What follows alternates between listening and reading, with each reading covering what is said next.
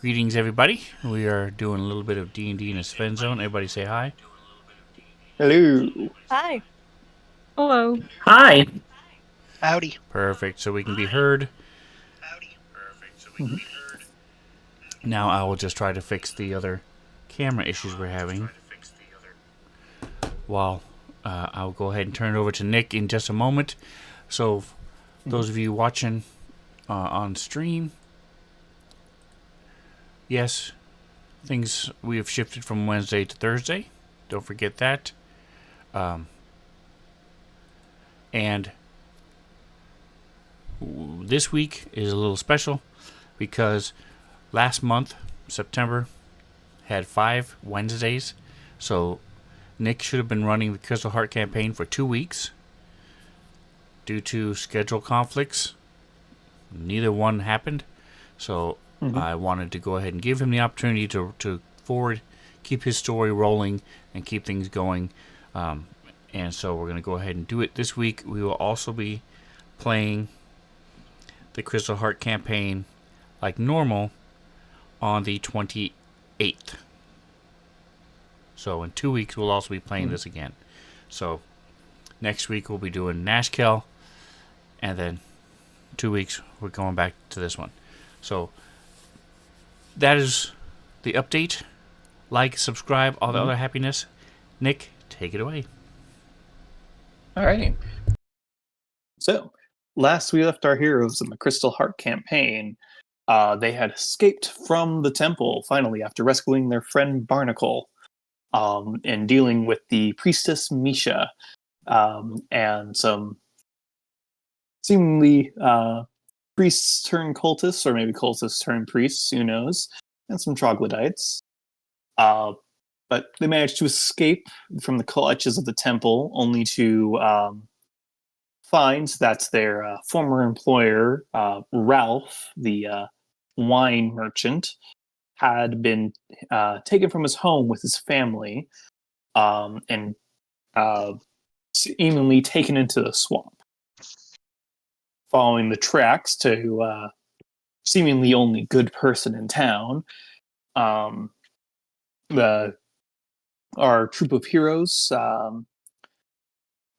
followed these tracks for hours on end deeper into the swamp before they came upon some ruins that seemed to have some, tents and various supplies set up within. After a short fight with some of the lizard folk and a serpent folk person within, they found that had been taken somewhere else, further within, towards these cultists or whatever group this is Master Zalzi, the Decayed Naga.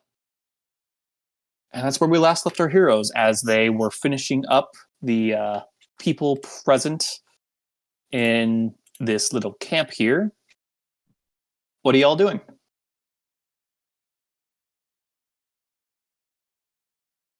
Well, given since I was in What here the dog last doing? couple times, I'll let them lead and I'll follow. Appreciate you and Gorgio. Thanks for the sub. 25 months. Nice. I'm not sure Alright. you can redeem your TPK tonight, though.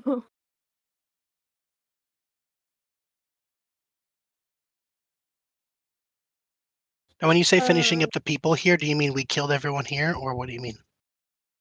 You have killed the people that were here, the 3 lizard folk and the serpent folk that were here. Okay. Did we search the bodies? As I quickly double check my notes, no, you have not searched the bodies left, because the fight went a little long, so we finished the fight and immediately ended the session. Sounds good. I'm going to search a body. Yeah, let's loot. Alrighty. This blood-stained body. I'm going to search the ones under Zed over here. Okay. I'll have you guys give me I'll just say, for sake of simplicity, everyone here, give me some investigation. Oh, I only had one person selected, so as I send it to the rest of you, feel free to give me some investigation checks to see what you guys find. And we'll say this counts for the bodies and just the general area. I got a dirty 20, so I can't really say anything. I think that means you can say something because you Yeah, found you're- something, probably. I got a -1 to investigation. I don't care about your dirty 20. Tell me what you found. What did I find, Nick? Double digits. That's good for me. Sol and Ina, these bodies are definitely dead. Nailed it. But between the rest of you, you find a smattering of weapons. There's a couple of kind of cracked bone scimitars that these lizard folks were wielding. And one of them did have another one of those shields with kind of the spikes on it. However, that was also kind of broken in the fight, probably as he fell. The serpent folk does have a short bow on him and some arrows. And he actually has a metal scimitar. If you guys, that's still in okay condition. If you wanted to take that. Other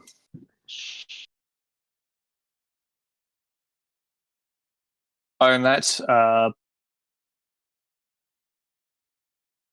you do find that each of them do also have that kind of crystalled heart tattoo kind of over their heart, where their heart is. And then beyond them, looking around the general area, there's just various camping supplies. There's a lot of rations, some water, some general, tools, rope, some pythons, some extra tents, just general like traveling supplies that's just stored here. Is there anything in the traveling supplies that we could use or take, like food, rations, anything? If you want to take some, yeah. I mean, what consists of it? Can I roll to check through the field rations and stuff and see if I notice anything that was usable? Yeah, sure. Give me a. I would say, yeah, there is usable rations here. It's more a matter of how much you would like to take. I would say, give me a. Perception? Give me a percentile. Percentile, alright.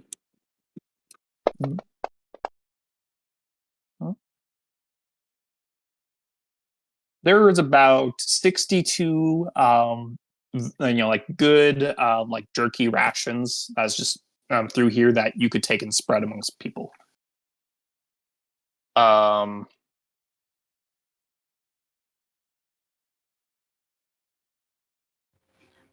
We should. Merritt is gonna grab like a coil of rope. Rope is a good thing to have.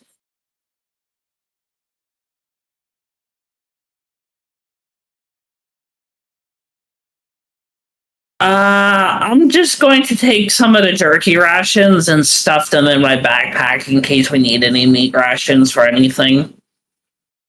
Oh yeah, absolutely. Food is a good thing to have. Yeah. Yeah, I'm just gonna throw in the number of rations here. There's like 62. Feel free to take some.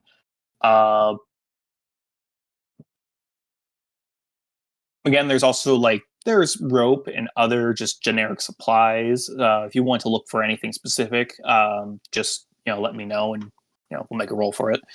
If not, you can leave this here. Am I able to find any lamp oil or anything? Just curious, like lamp oil or lanterns or anything. I'll say for that specifically, I'm going to have you make another check because that could be here, but it might not be. So I'm going to have you make me another investigation check. while everyone's going around,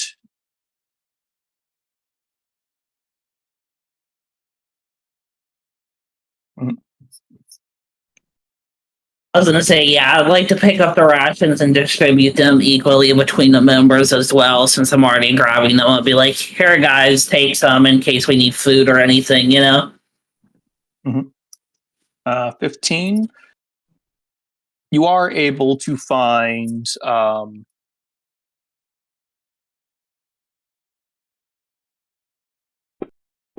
a lantern. As I real quick see if I have an actual item for this. If you don't, we can always chalk it up to finding one later. I mean, realistically, if you don't have time or don't have it. Well, I mean, this lantern's a simple item. Well, specifically, I was wondering if it was a usable lantern that had like oil in it, because I was gonna take it and attach it to my belt or something that I could walk with in case it gets dark or light, used for light, you know? Yep. I would say you do find like one thing of oil. Yeah, 1 pint of oil, which I'll real quick throw here into the thing and see if I have the lantern. There would be a lantern there too with it. I just apparently do not have like a standard lantern item, which is a little odd.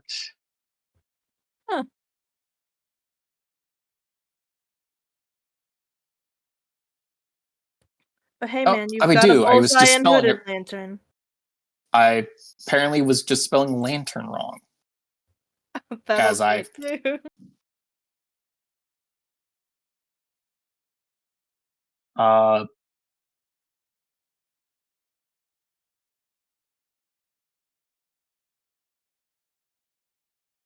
going to say it's a hooded lantern, not a bullseye lantern, but there is a lantern there if you would like to take those. I've thrown them into the party sheet. Okay. I guess if we're looking for things, Merritt wants to see if they have like any ink and parchment.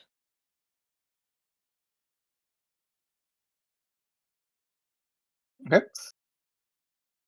Give me a few seconds while I adjust my lighting. I will take that lantern and strap it to me and put the oil in my backpack, by the way.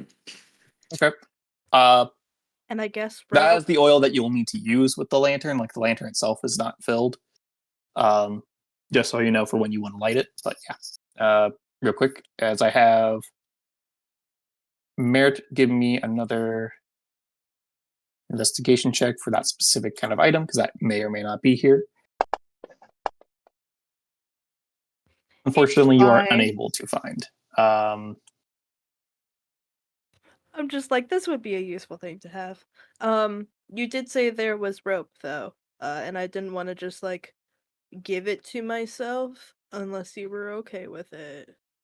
Can I grab a coil Yes, of rope? you can grab some 50 feet worth of hempen rope. Neat. Actually, roll a d4 for me real quick. There's only the one hempen rope. And I'm taking it. I don't know. Yep. Feel free to just add that to your stuff. Okay, gotcha.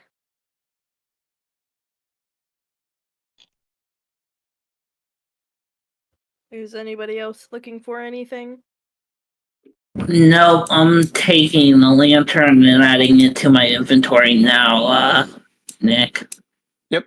Feel free to take that as well as any rations you want. Some people have already grabbed a bunch of rations, so plenty good. How do you, alright, cool. I'd like to look for a +7 sword. Are you trying to port These it over bodies from are your sure last dead. game? No.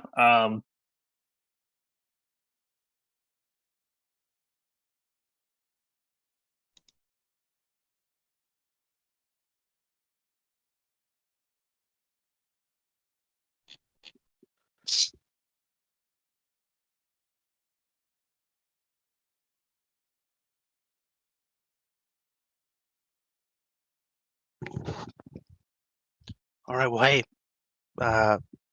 probably shouldn't leave all these bodies just laying here. Why don't we drag them behind one of these bushes or something? Or we could burn them. I mean, realistically, we're in a forest, so I don't know how that would go. We're in a swamp.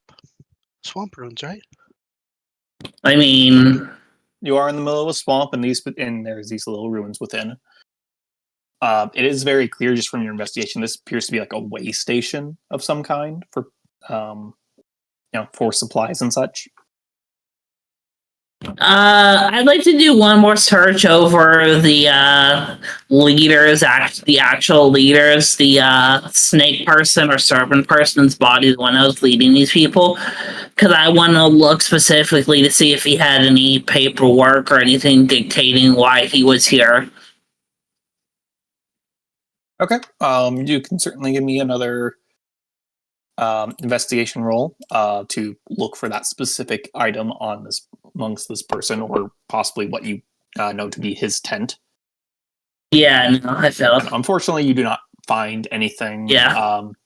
You've generally picked him clean. He doesn't have much on him outside of his, general gear. He looked to be like wearing kind of leather armor of some kind, but appears to be generally unusable just from the damage he sustained when you guys killed him. All right. And his, his general tent, it looks to be a nice, it's well kept, clean interior, but nothing much to it beyond that. Well, then I'm just gonna say to Soul, help me. You grab an arm, I'll grab a leg, and we toss these bodies behind the bush. All right. And noted for merit. Ina, are you doing anything in particular?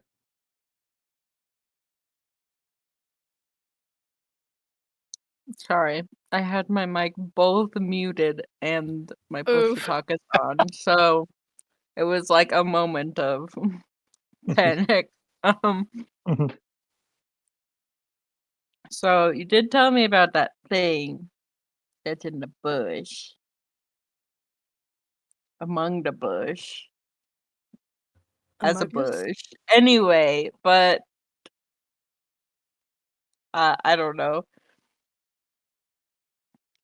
You're not gonna start poking bushes now, are you? You know, like you were poking walls No. before. I was First just gonna. walls, now bushes. I was So- just gonna ask if like they were generally harmful, if it's something that I would be concerned about, that I would tell anyone else about, or no. Give me a insight or nature or animal handling. I'll give one of those three.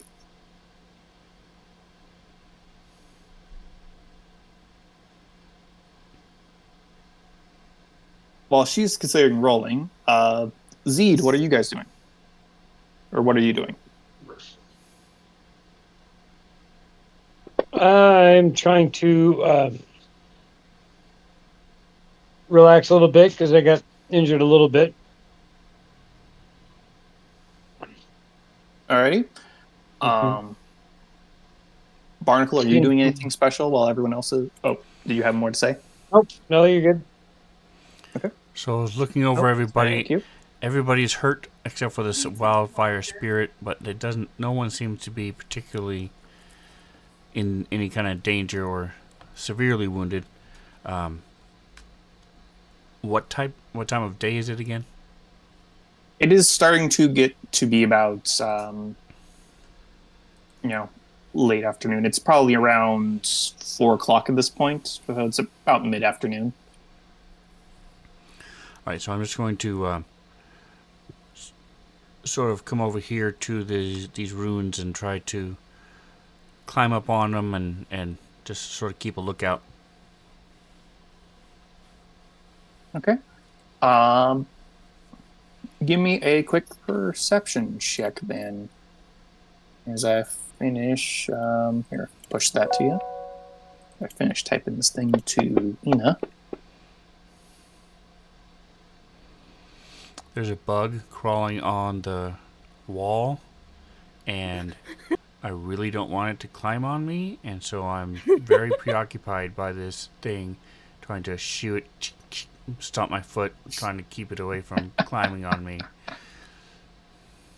I don't know. I say we give it to Ian the Fairy. She's good at talking to the woodland creature. She might be able to tell us something.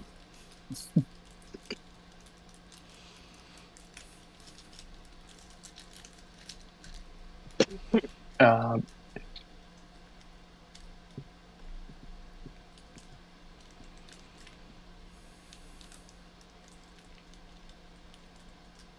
okay, as I finish my message, that's generally what you get from your check, Ina.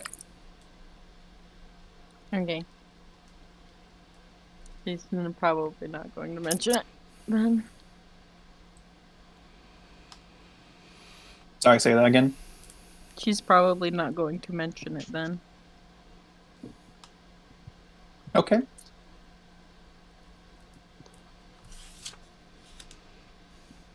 I'm just going to real quick do...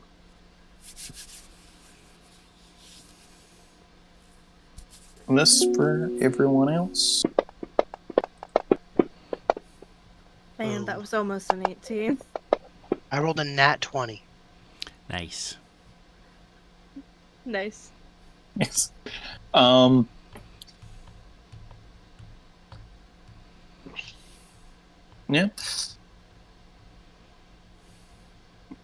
Well, Merritt is practicing their best lizard folk impressions, and Phoenix seems to be enjoying the performance, or as Merritt's very slowly getting better, like almost at like a rapid pace, being the method actor he is.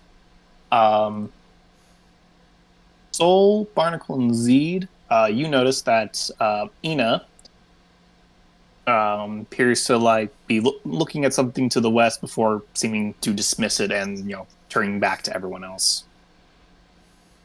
But you can tell it looks like she noticed something. And it's just like, not a threat, not something that's bugging us.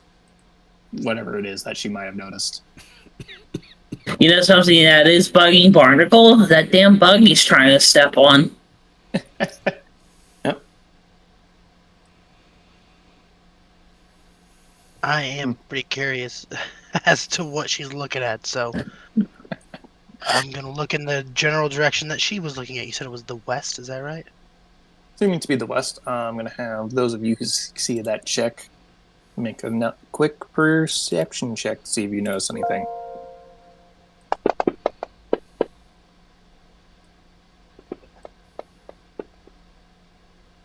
What, you mean my 2 didn't cut it?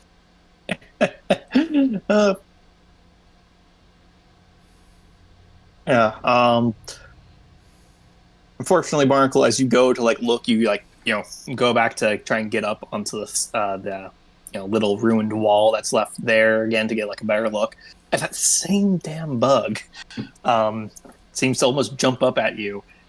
Zed, you are entertained by this, watching Barnacle struggle with a bug. But Soul, you notice this kind of in the bushes to the northwest of where you are. It's this little guy who's kind of just amongst the bushes over there. What the hell is that? Looks like a chicken shrub. So Soul yells out, "Whoa, what's that? What is that thing?" Can I give you a Soul, nature check to tell you if I know what it is? Soul, describe what it looks like to us, please. I'm blind. Looks like a chicken shrub, like a bush chicken. And I'm gonna point at it. Can I give you a nature check to see if I know what it is? Yep, and I'm going to have Ina also roll. Can I roll a thing to see where he's pointing to specifically? Perception check We'll get to to see that where in he's. just a second. All right. Soul, you do not know what this is. It kind of looks like a bush. You get chicken vibes from the hands and legs, but it definitely looks like more like a bush. And when it's not moving, it's like you almost can't distinguish it from the other bushes that are there. But you weren't sure what it is at all. Ina, you were also not quite sure what it reminds you of some other almost plant-like creatures, but you weren't sure exactly what it is. But you think it's might be like a living plant, or not to say that not all plants are living, but a like a moving plant creature of some kind. I'm sorry, that's extremely obvious. Yes, I know, but I'm only pointing this out because Soul calls it a chicken. It has chicken legs and chicken claws. It's got talons like a chicken. But as Soul, as you call this out, and you all kind of start looking in that direction, you kind of watch as this little creature actually kind of starts to walk out towards all of you from the bushes, and it looks like yes, this little almost moving bush. And I grab its little token just to throw it on the map. Is it hostile? It does not appear to be coming at you with ill intent or anything. It's just What size is it? small. It is smaller than Barnacle. 17 not feet by long. much, but it is small. So It like is 2 or a small 3 feet? creature. Alright, well, Phoenix is just gonna go up into it and say, oh, how cute, and see if it wants anything. Just your soul. He's about here. Okay, so I'm gonna start He kind of walking. watches. He like walks out towards you.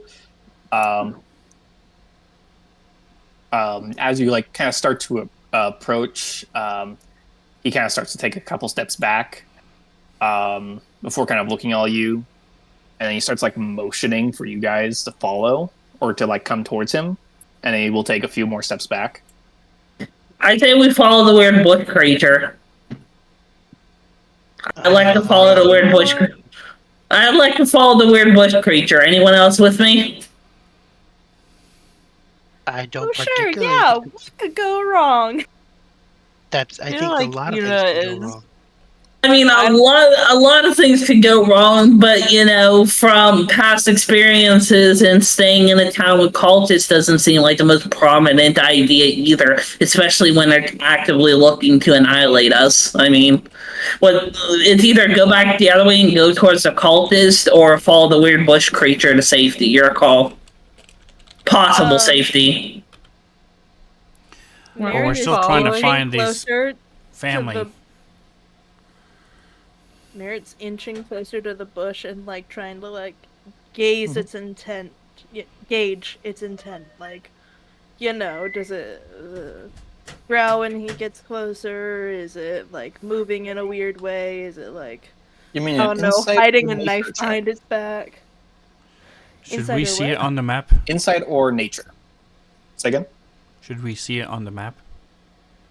It's to the top of that. There it is. Okay. Thank you. Yeah. Sorry, I had like moved it back so it's possible he just went out of line of sight for you. Man, I was actually, just hoping on while you insight, guys are but just- nature's better. While you guys are deciding the stuff, Zeed, you've gotten a boost of healing if you would like to redeem that real quick. Sure.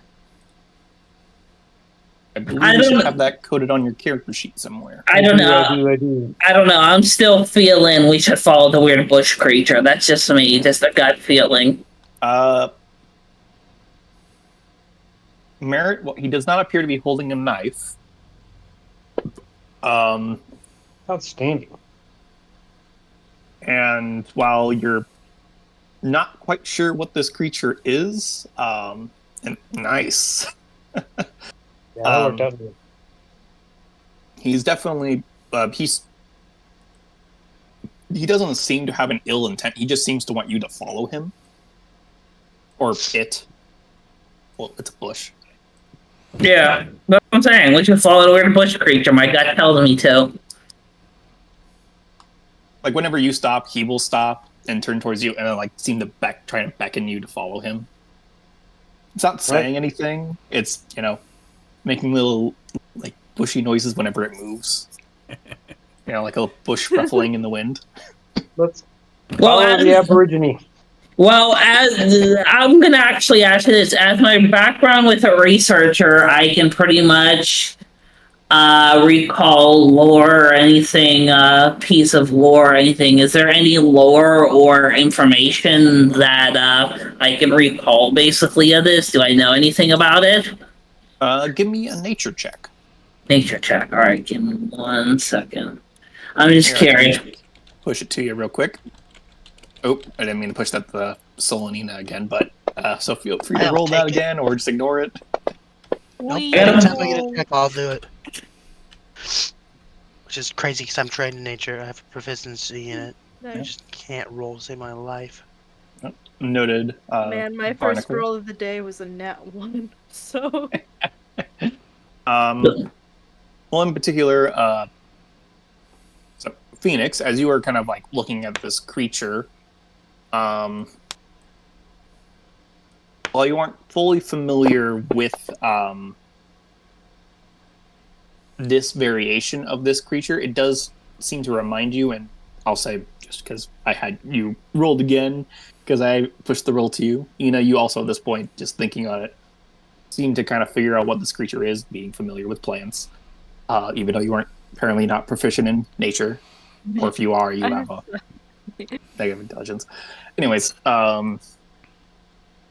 point is, you both recognize this creature as some variation of a blight, a type of plant creature that does feed off of blood, but it typically looks to be a type of, in most cases, blights are like a dead plant. So like a twig plant looks like a dead bush, or there's other creatures like there's a needle blight which just looks like a thorny bush, or a vine blight which almost looks to be like decaying vines, just kind of humanoid in shape. This one looks to be like so it strikes you as a resemblance to a blight plant creature, but it looks to be like a living bush.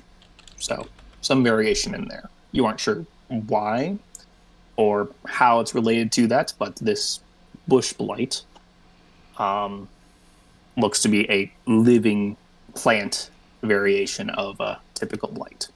Well, Do I know? following general logic, you said they feed off of blood, and this one looks very well fed. I would note that for you rolling a 17 and knowing about blights, the quantity they feed usually does not affect what they look like. So Okay. they would typically always look to be like a dead plant. Okay. And so you weren't sure if this is just some different variation you haven't heard of before, or is like a same family tree, just slightly diverged from it. That's just a difference that you recall, but you do know that blights do feed off of creatures typically. Well, But you don't know about what this are we considered creatures, or are we considered do we fall under the family? Would a blight feed off of us? Do me and Ina know? Do you have blood? Yeah, but realistically, I mean, you said creatures. I don't think we classify as creatures, do we? Yep, you're Yeah, we're humanoid eating creatures. Fair enough. So, yes. All right. Well, I mean, if but this he's one doesn't not- seem to be hostile anyway, and it just seems to be trying to beckon you to follow it. I mean, from what I think we can handle this, guys. Come on, let's follow him. What could go wrong? I mean, to be fair, what I'm gonna share what I know about blights, that they feed off of the blood of creatures and stuff, and I mean, obviously, if he's not attacking us, he's not hostile, so I say we should follow him. That's just me. Because if he was hungry and obviously he was looking to attack us, he would have attacked us by now, from what I understand of blights. So, I say I agree with Marin. I suggest we follow them. A lot of those reels and stuff I sent you were. So are we following this guy? So, what you guys doing? I agree. Sorry, Zed Mira agree? has already been like wandering in its direction. Yeah, It seems in general everyone is following, at least tentatively. Is there anyone not following with the rest of the group?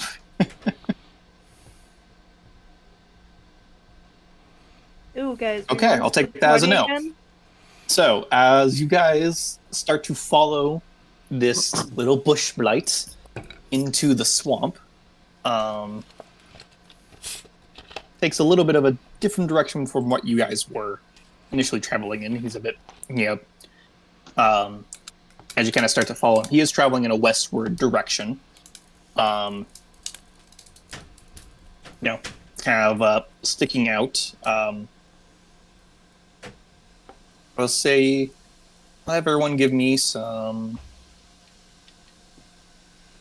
perception checks again as you guys start to follow this guy into the swamp.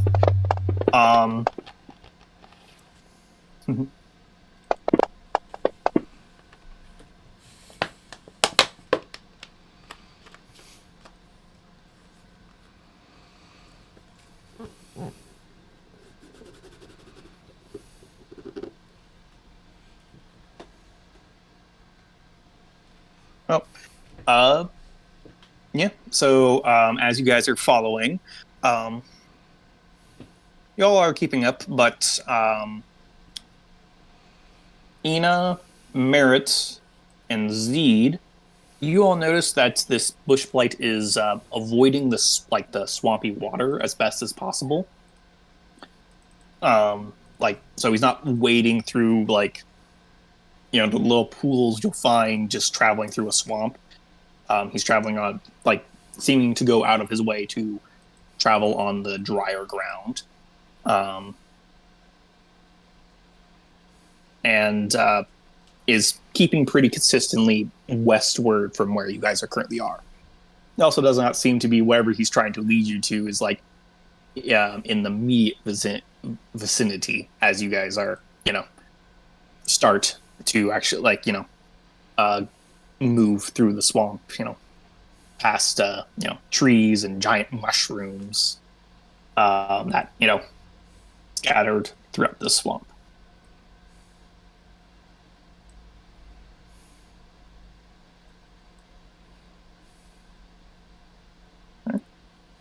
I mean, if he's avoiding the water, then he knows something we don't, Merit, so I would assume so there is something in the water, yes, that he's trying to avoid. I mean, that's what I would think, but I agree with Merit. I think something in the water that he's trying to avoid, which I think it's realistically good we're following him then. What do you guys think? Well, I'm just throwing this out there while we're walking along behind them, basically. What do you guys think? I hear Merritt's. I'm opposed to getting swamp scum all over my clothes anyway, so I'm okay with not going in the water.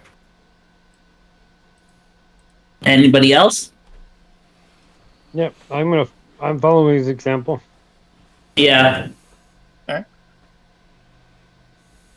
Who would So in get general, wet? you guys kind of follow suit and heed, unless there's anyone who just doesn't want to, and also kind of start to follow the more precisely his path and avoiding the water, as this bush blight seems to be. As you are going, it starts to go about 15, almost 20 minutes into following this creature who's very clearly trying to make sure you guys have sight on him. So there's a time where you'll pass through some bushes and then you'll see him jump up on the other side of the bush so to make sure you guys still see him. Being very animated as this moving bush. I'm going to it kind of lean leads over you- to Soul, fall back and walk next to him for a second and say, "Hey, all these bushes and stuff, it's harder for me to look out. If you could look over there to the right and just keep an eye. If he's leading us into an ambush, I'll try to look over here to the left. Try to keep an eye out." 10-4. I'll do that. How close am I to Barnacle and Soul? Just curious. You're right behind In like Soul, the line of according to people, our- like in the line of people, am I behind Soul or in front of them? According to the watch order, the formation order on the party sheet, you're just behind Soul. All right. Do I hear what you guys say? Do you guys say it loud enough that I can hear it, or? Yes. All right. Well, then I'm just going to keep my hand on my axes attached to my side, just in case something goes wrong. I hear them saying to keep a lookout. I'm just going to be ready to, in case something jumps out or tries to attack us, that I'll be ready to rebuttal with it in case something happens. So you guys are keeping an eye out for threats. As you guys are kind of doing so, the bush blights kind of lead you guys up this little hill. And kind of as you follow, you can see that this hill kind of has almost like a pride rock type situation, a little jut out that kind of, goes off the side of the hill that kind of gives a view of some of the land below it. And as you kind of crest this top of the hill, you can see the bush blights standing kind of on the edge or at the point of this little rock, and it's kind of looking back towards you, and then he's like points to something in the distance that you guys can't quite see as you start to get up here, but he's very clearly like pointing to something that you can see on the rock. I look around, especially now that we're getting ready to stop. Are there any other bushes that look like him that aren't moving? Yeah, and for those of you who are keeping an eye out, have you guys perception check? As you three were specifically watching for dangers. Marbania, thank you for the raid. We're following this little critter here. He's a bush blight. He's leading us, and we're wandering through the swamp, following him. You guys do not see any bushes or any moving bushes like your little buddy here at the moment. I mean, there are bushes around, but none that seem to be moving. Yet. As you can see here, like there are trees here, and one like prominent large mushroom. But you do not see any threats immediately.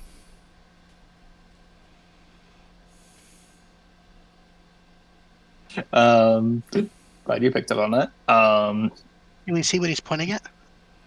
Do you guys go to look to see what he's pointing at? This was more like you guys are assessing danger, so I was giving you that. Or is anyone stepping forward to see what he's pointing at, kind of on the outcropping?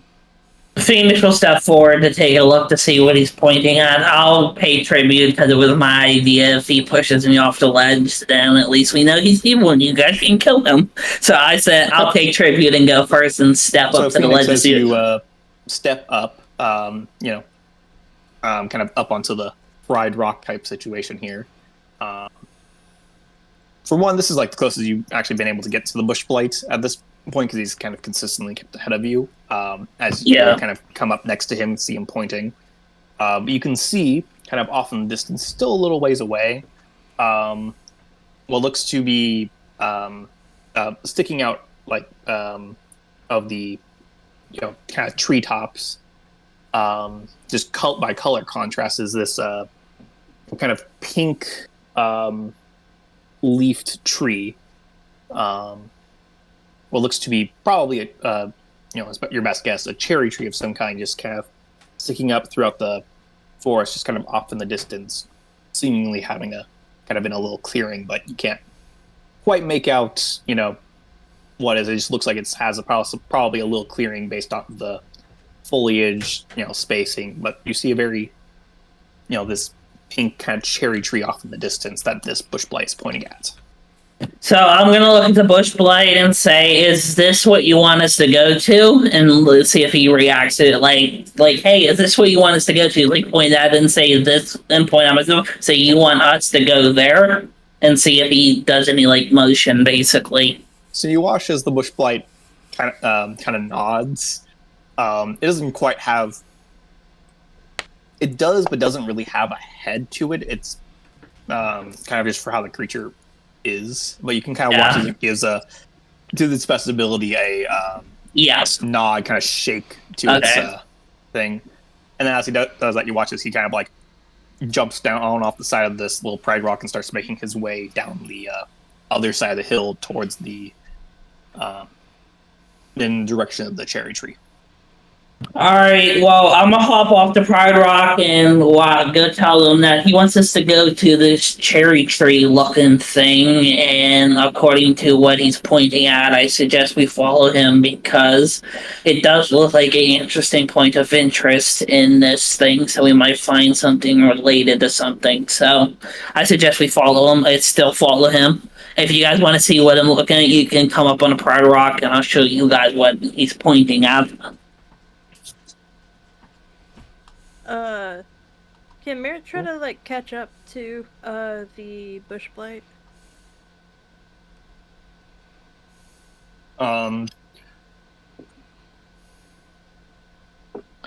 He mostly Yes, wants 'cause to get its attention. So he's just kind of taking off again. If you want to try and like catch up and grab him, or get his attention some other way, you can give me a. I'll say if you want to physically catch him, give me an acrobatics check. If you want to possibly get his attention some other way, you can give me like a persuasion check, or or something to like verbally or audibly catch his attention. I'm gonna motion over to Man, you Mary. cannot try to dangle a charisma-based check over my head and not expect me to go for it. I'm just keep presenting you the options. So as you make this persuasion check, I'm presuming, what are you doing to try and get his attention? That was almost a nat 20. Oh my god, it was. And then it was a fucking 8.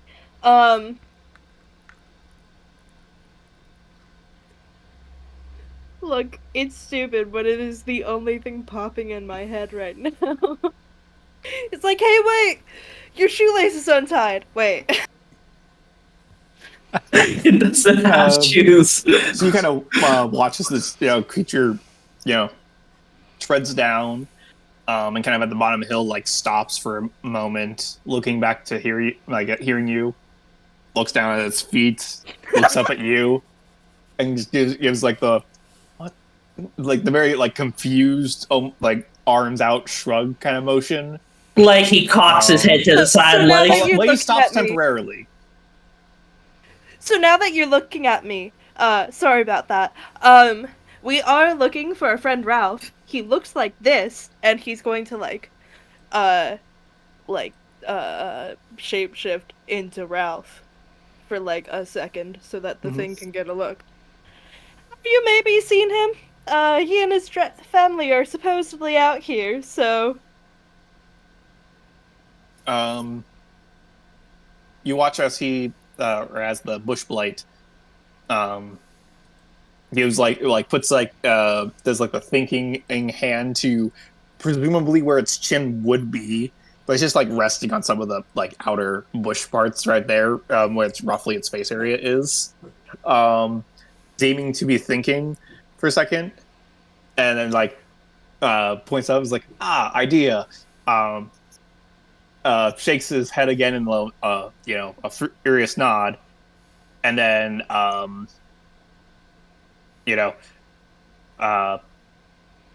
points like kind of in a direction back, kind of where you like kind of north east, kind of back where you came, but northward. Kind of points that way, and then puts like a hand up to be like stop, and then follow again. I'm following. Yeah, I'm following as well. Yeah. So he does charades. He can't talk. Hey man, he does seem to understand speech though, so that's great for us. And then he takes off in the direction of the cherry tree, cherry blossom tree. Yeah, and I told you I'd mentioned everybody about the cherry blossom tree there, so we You all all were can going. see it as you like step out and pass by. And as Phoenix points out, it's very obvious they're off in the kind of the distance. It does look to be still like a short trek away, but it's um, but you kind of can see generally where this bush blight's leading you. Well, Any of you guys not following or going to try and do anything between here and the cherry tree as the bush blight just kind of takes off? no. Well, he does Alright. see it does seem to understand speech, like actually, because I don't think it would have looked at its shoes at his feet if I didn't say anything about shoelaces. And it does seem to have seen Ralph. So I take that as a good sign that we're doing the right thing. Mm.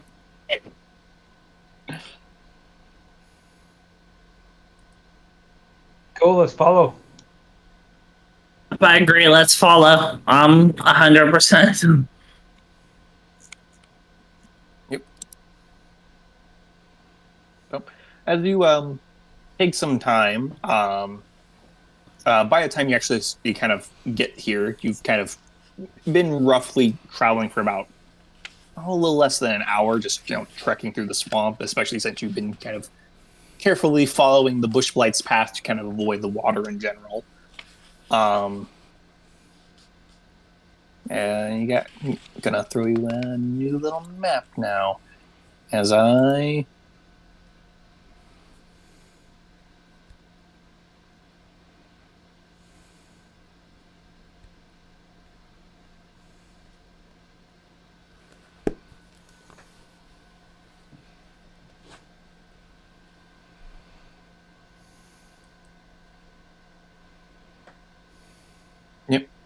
just pull up the map and throw everyone on it.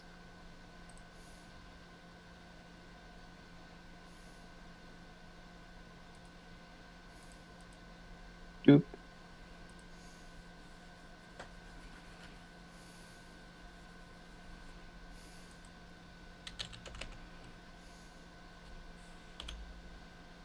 At this point, your wildfire spirit does, dissipate. That's fair. And merit.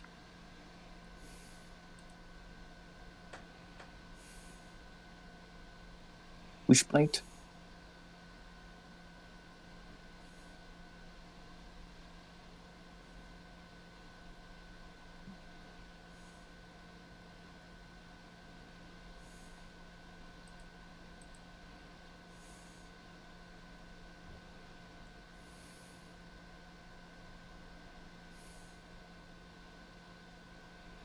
As I share the new map, feel free to arrange yourselves in whatever walking order you would be in. But as you get really close, you kind of the bush light kind of gets on what looks to be like an actual path, kind of like through the swamp area here.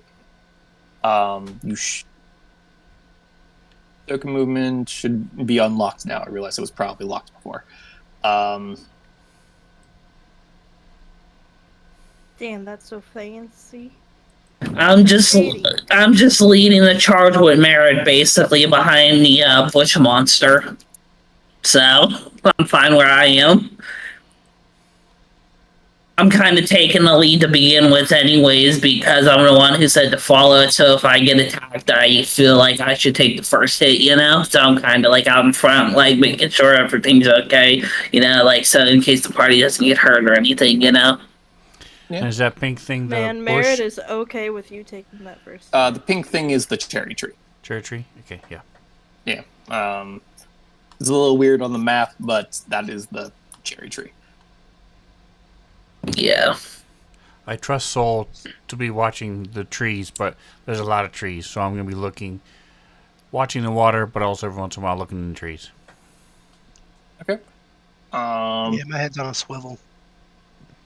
Yeah, I'm looking forward to make sure into the water and stuff while I'm walking behind since it. everyone's kind of keeping an eye out, might as well have everyone give me some new perception checks as you arrive at said location. As I pull up the request tracker, make sure everyone is selected. Make sure I have the right skill selected and push it. Ooh, I got a dirty 21. What did I give? Yeah, definitely. Now that we're outside the actual swamp, I can see clearly now that the rain is gone. Yeah. So a couple things you all notice. One, as the bush blight kind of crosses the little bridge there, kind of hops into this little spot right here. It looks, you can see there's like a little dirt hole there. And watch as he kind of plops down and then like stops moving. Looks like just a regular bush. And you can see kind of along the road, as most of you rolled high enough to notice, and those of you, I'm sure you could point this out to the people who didn't, or the person who didn't. Now there are multiple bushes just kind of all along the pathway here that all look to be very similar, and you can kind of see that some of them shift as you're kind of glancing at them. So it looks to be kind of more of these bush blight, just kind of like generally sitting in their little spots along the road, kind of looking like they're rib bushes. I In think addition to that, you guys notice what looks to be a couple more things.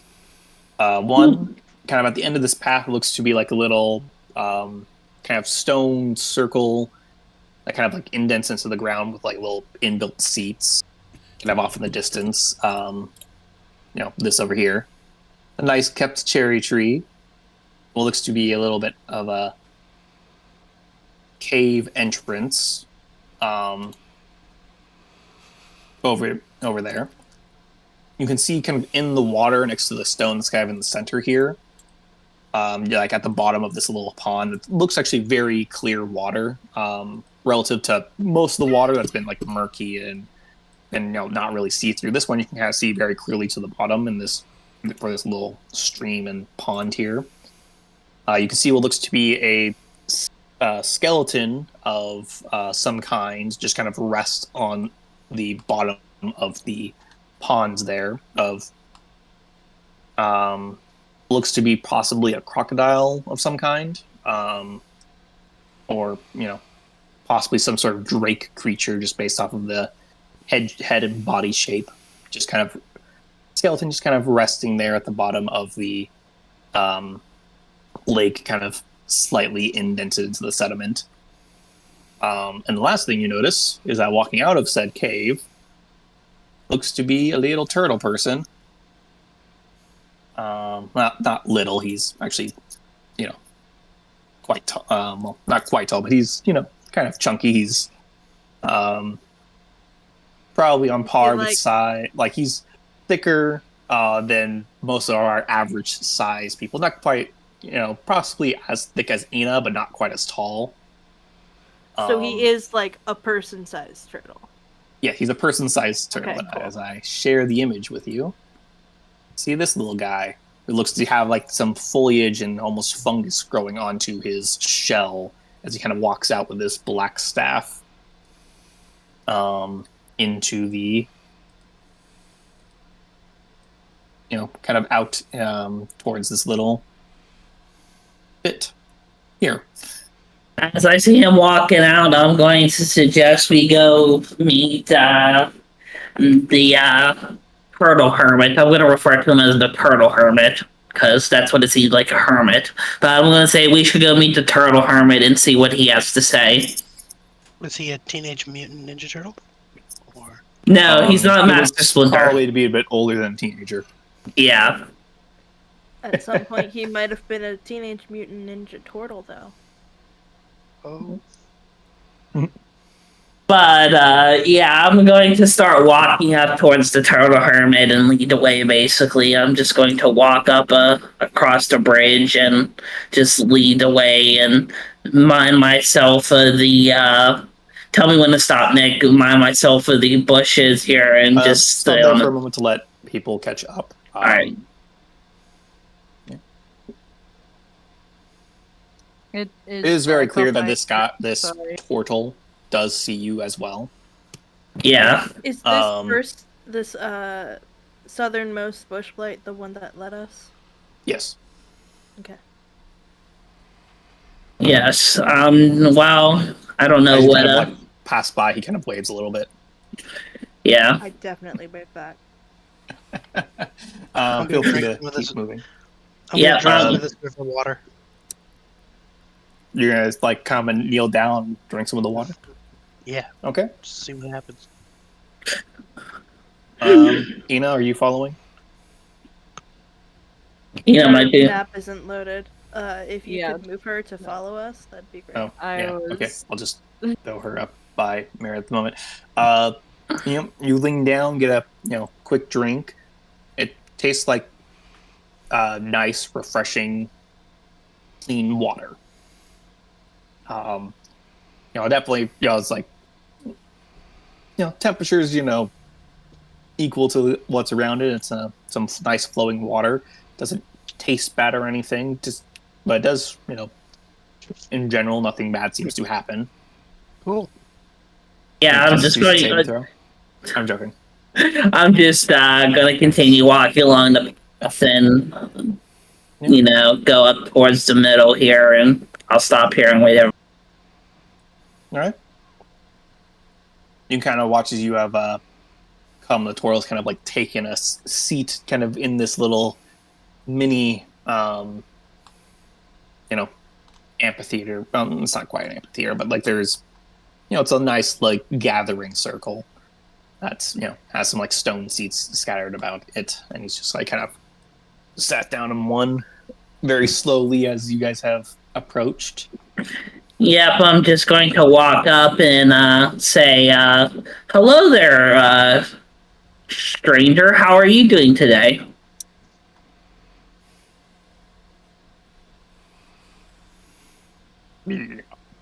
So you kind of watch as he's sitting there, and he has very slow movements as you kind of have started to gather closer to where he is. So Master Oogway confirmed. Fair enough. Yep, but as he was kind of watches you all approach, and is like, the state of things has been better, but always happen to have visitors. I'm going to pop up with the first question. What is this amazing place? Welcome to my grove.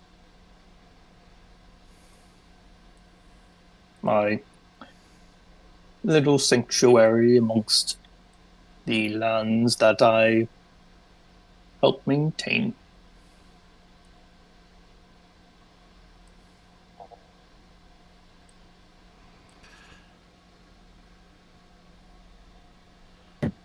So you continue. Light familiar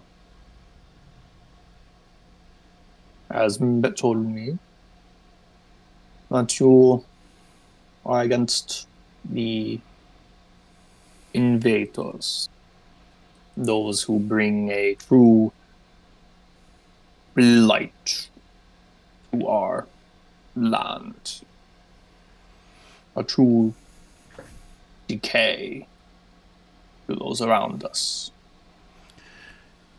Hey, Merritt, If tell this him voice about. ever gets annoying, do let me know and I will stop it. But I hope you get the gist of this is how this guy talks. I'm Yeah, stage whispering across matters, the yeah. amphitheater.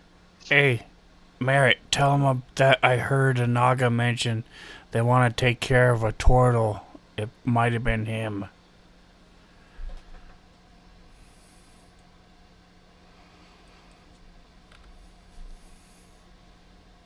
Wait, I'm sorry. Say that again.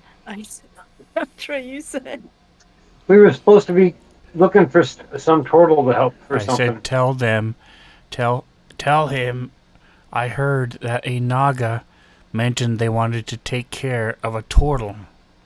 As in, herd a turtle. So tell him. Oh, well, my good friend Barnacle right here, said that he heard a Naga say that they wanted to take care of a turtle. Would that happen to be you by any chance? Oh, how rude of us! We haven't even asked for your name. I'm sorry, I'm a bit No, confused. Never mind. I'll just keep listening. would you like to ask a question for clarification? But by take care of, do you mean kill or like take care of like a pet? Like I cannot tell at this point anymore. The inflections are weird. The way they said it, it was like kill. Okay, awesome. So the turtle responds, "Why, yes, and I, yours, all of yours.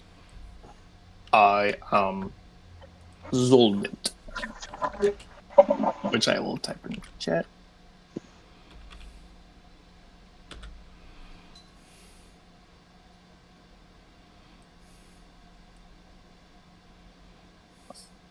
Um, I am the only porter I know of in the area. Would also make sense that my foes would want me gone. I am protector of this land, and I will not stand to let this corruption have its way.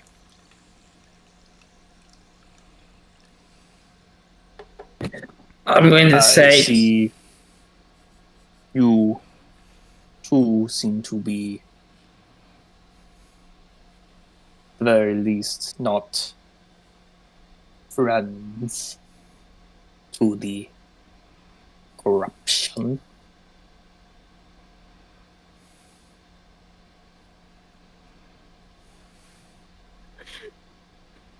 I'm just um, imagining Barnacle and Soul just stage whispering all that over to Merritt, like, oh yeah, you ask him, you get him mad. So, when you're talking about corruption, are you talking about, like, the cult thing that's going on, or, like, the lizard folk that we fought? One and the same. Neat, cool, good to have that, verified. Oh, The Naga has a way of exerting its influence on others, a lesser mind.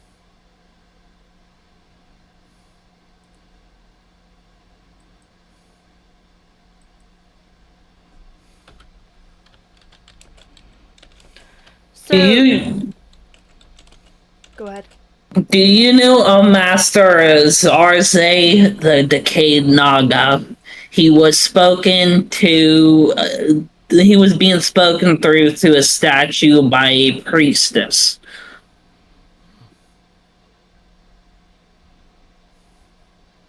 That is the name and title of the corruption that I stand against. Yes? Hey, Merritt, ask him if he knows anything about the kidnapped people. I was getting to that. So I did ask, you said it was your familiar? I asked that cute little guy over there, if he'd seen something about our friend Ralph and his family, who are theoretically still in this swamp.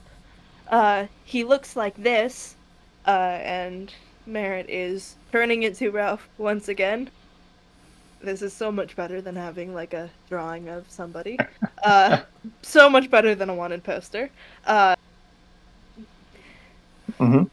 And he nodded vigorously and kept taking us towards you. So, do you know anything about our You good watch friend as Ralph? Zolbit kind of cocks his head, kind of closes his eyes for a second, seeming to be almost listening to something before opening his eyes and kind of looking back at you again. Yes, my familiar saw your friend along with a woman and a child being taken past their little way station further into the swamp. I believe that he's probably on his way to his Aussie's den by now.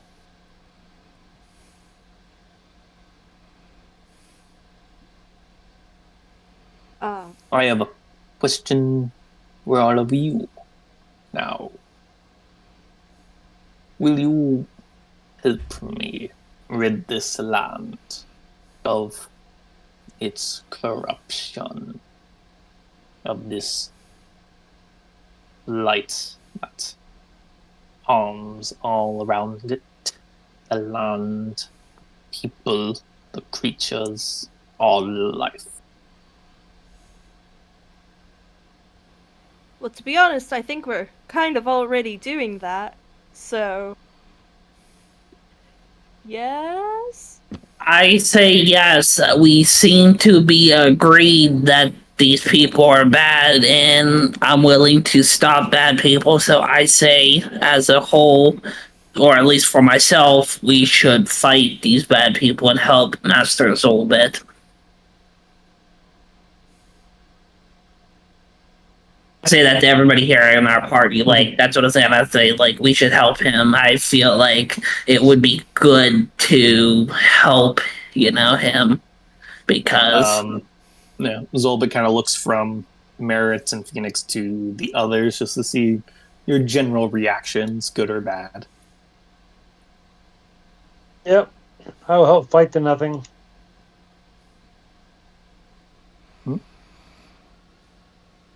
As long as Kinda we looks can to, rescue the family first. Zolbit nods. Kind of looks over to Soul. Soul is nudging at Fira. Fira. I don't know how to say her name. Fira. Fira. What do you go by? You don't go by that, do you? Ina. People just call her Ina. Ina. He's kind of like I nudging was Ina. just about to pass it on, just so you know. And then he goes, yeah, sure. Keeps nudging her and pointing. Ina, He do you sits back pass the down. note? Yes, she passes the note. My God.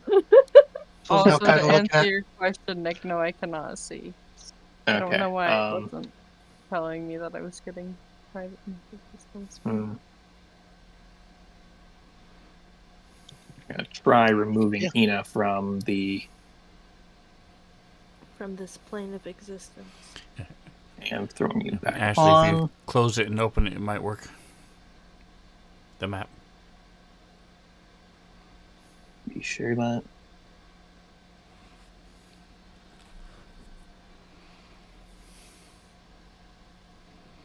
Hopefully that helps fix it, but let me know and we can troubleshoot some more things. As you kind of pass this note from Soul to Phoenix and nudge to, hey, pass this note down to Merritt kind of deal. You know, notes being passed. Zolba kind of looks to you.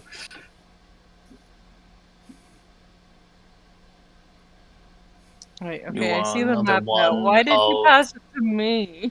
I'm in the opposite direction. Soul is on. Close So to yourself. there's Oh, no, you're Soul. right. There's Merit. I'm passing it to Phoenix. Okay, correct. Yes, and I Sorry, hand it don't to know why I Merritt. thought- Yes, and I hand it to Merritt. Yeah. So the Skip note gets right passed over to Merit.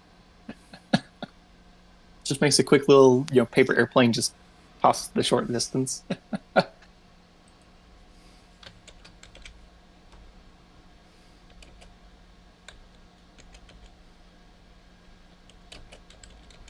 Well, seems like Zolba kind of real quick looks to Ina and you are another one of nature.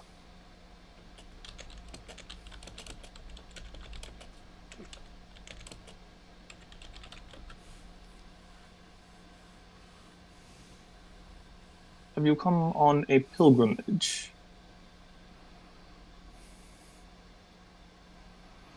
Or to provide connections between druids?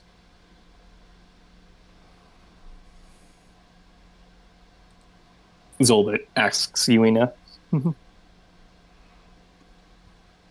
Okay, so he asked me if I was on a pilgrimage or what? Or possibly to make connections between druids. But basically asking, like, are you, he seems to be inquiring more about you. Are you here for knowledge? Are you here, for spiritual journeys, as some druids often go on? Well, should probably just let him know then that, well, I cannot speak. Oh my gosh, I'm sorry. I am on a quest for a medicinal herb that is thought to have gone extinct.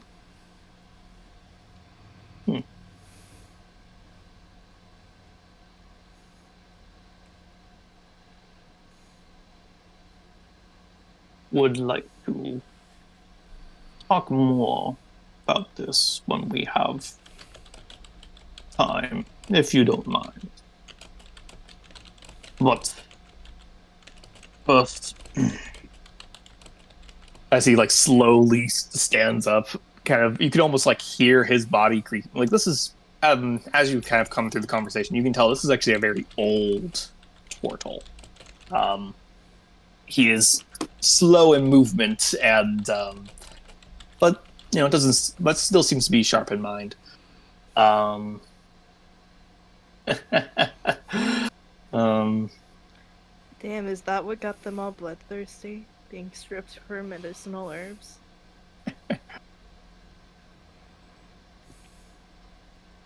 if you don't mind, my cave is open for a night's rest. There's still some time left in the day, but we do not want to start our journey in the dark.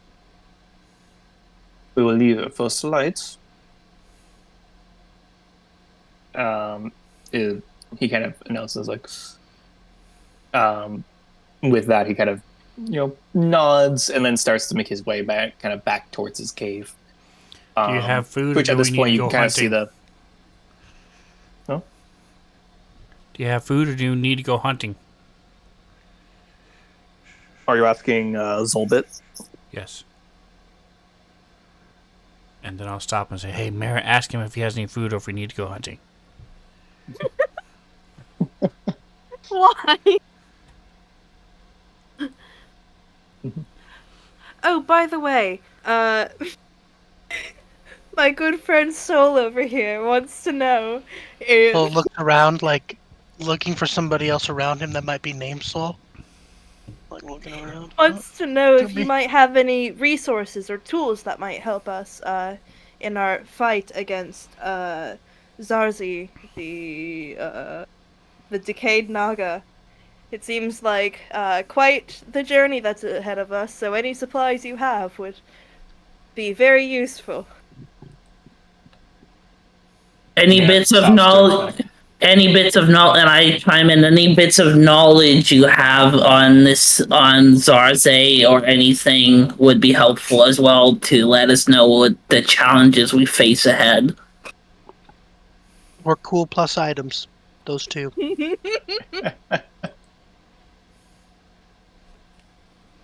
Again, looks like all I can truly provide is my own assistance, and I have knowledge of where his den lies. I, but truly, I am in need of your assistance to take him on. He is a formidable foe, powerful in magic, with all Legion at his side.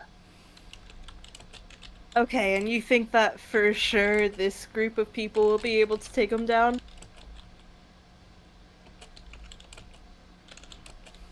I mean, He I kind of think like looks to all of you and is like,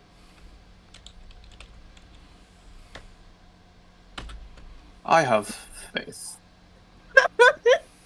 I don't have. like that. I look over at Merritt and say, "I have faith." And he That's looks kind what. of, he glances towards Saul, who made the comic about the items, and is like, well, I do not have any items to help you with.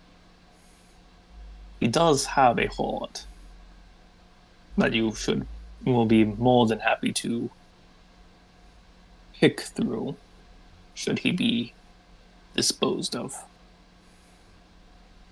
And to clarify, that's like a horde of like loot and not like bones or cool rocks or stuff, right? I'm sure he's managed to collect plenty of gold, as he's slowly been taking from the village.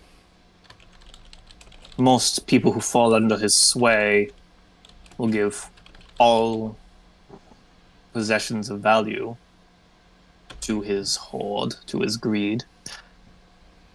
And I'm sure there has been more than one unfortunate traveler to have fallen to him as well. I cannot specify. I cannot voice what he might have exactly, but he has plenty of money, if that is what you desire. Um, but we shall. But again, I must rest before we leave him for Light. Combating his corruption to the swamp has taken a toll on me today, and I will go over some of the dangers we might find traveling there in the morning. I'm. And with that, we're going to go to break, and we'll come back with whatever you spend your evening doing. And Can I say? Can I say before to break the merit? We definitely got this. We got a potato farmer, a giant pigeon, and a guy that has no clue what he's doing. So we'll see how this goes. Next, stay tuned next time. Well, not to mention, we've got my amazing skills and a cleric and Does So, it like as a quick a reminder, when we come back from the break, as we'll be going over an evening and a long rest, we will also be leveling up. awesome? But we will Nice. handle that when we come back from break, as it is that time now. I hope you like our the Hermit of the Swamp that you have finally met. Yes. And yeah, All right, folks. hopefully See you his in voice 10. isn't too annoying. All right. I had to do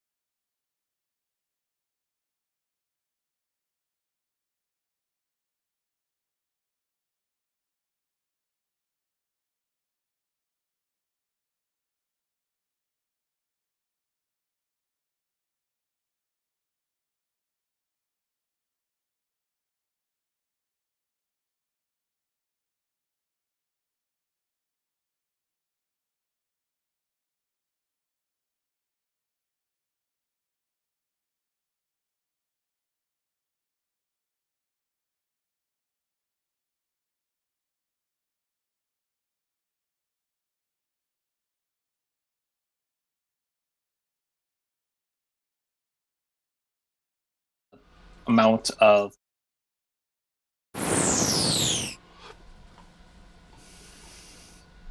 Phoenix. I have 28 now. Yes. If you look into the chat, it should list how much health you gained as upon leveling up. 9. 9. Okay. So you were at 19. If you would like to roll a d10 and add plus 3. D10 plus 3 modifier. D10. 6. So you are at 25. Alrighty. Below average, bro. Below average Eldritch Knight. Hell yeah. Right. Now I'm gonna step away from the computer for just a second and Yep, get no that worries. deck to do everyone else.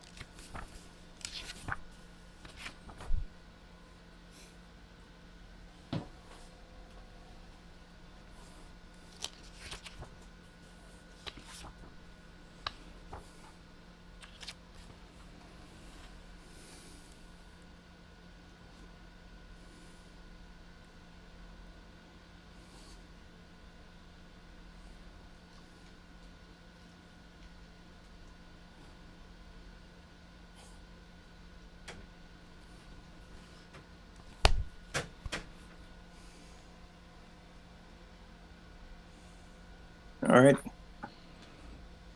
Nick, Yep. I will be heading off for the second part of the campaign, though, because I gotta go to Wendy's and get food with Mom, so. Okay. I guess real quick before you go, fun little thing I want to give for your character. Yes. In the night, as you are sleeping, you have a dream.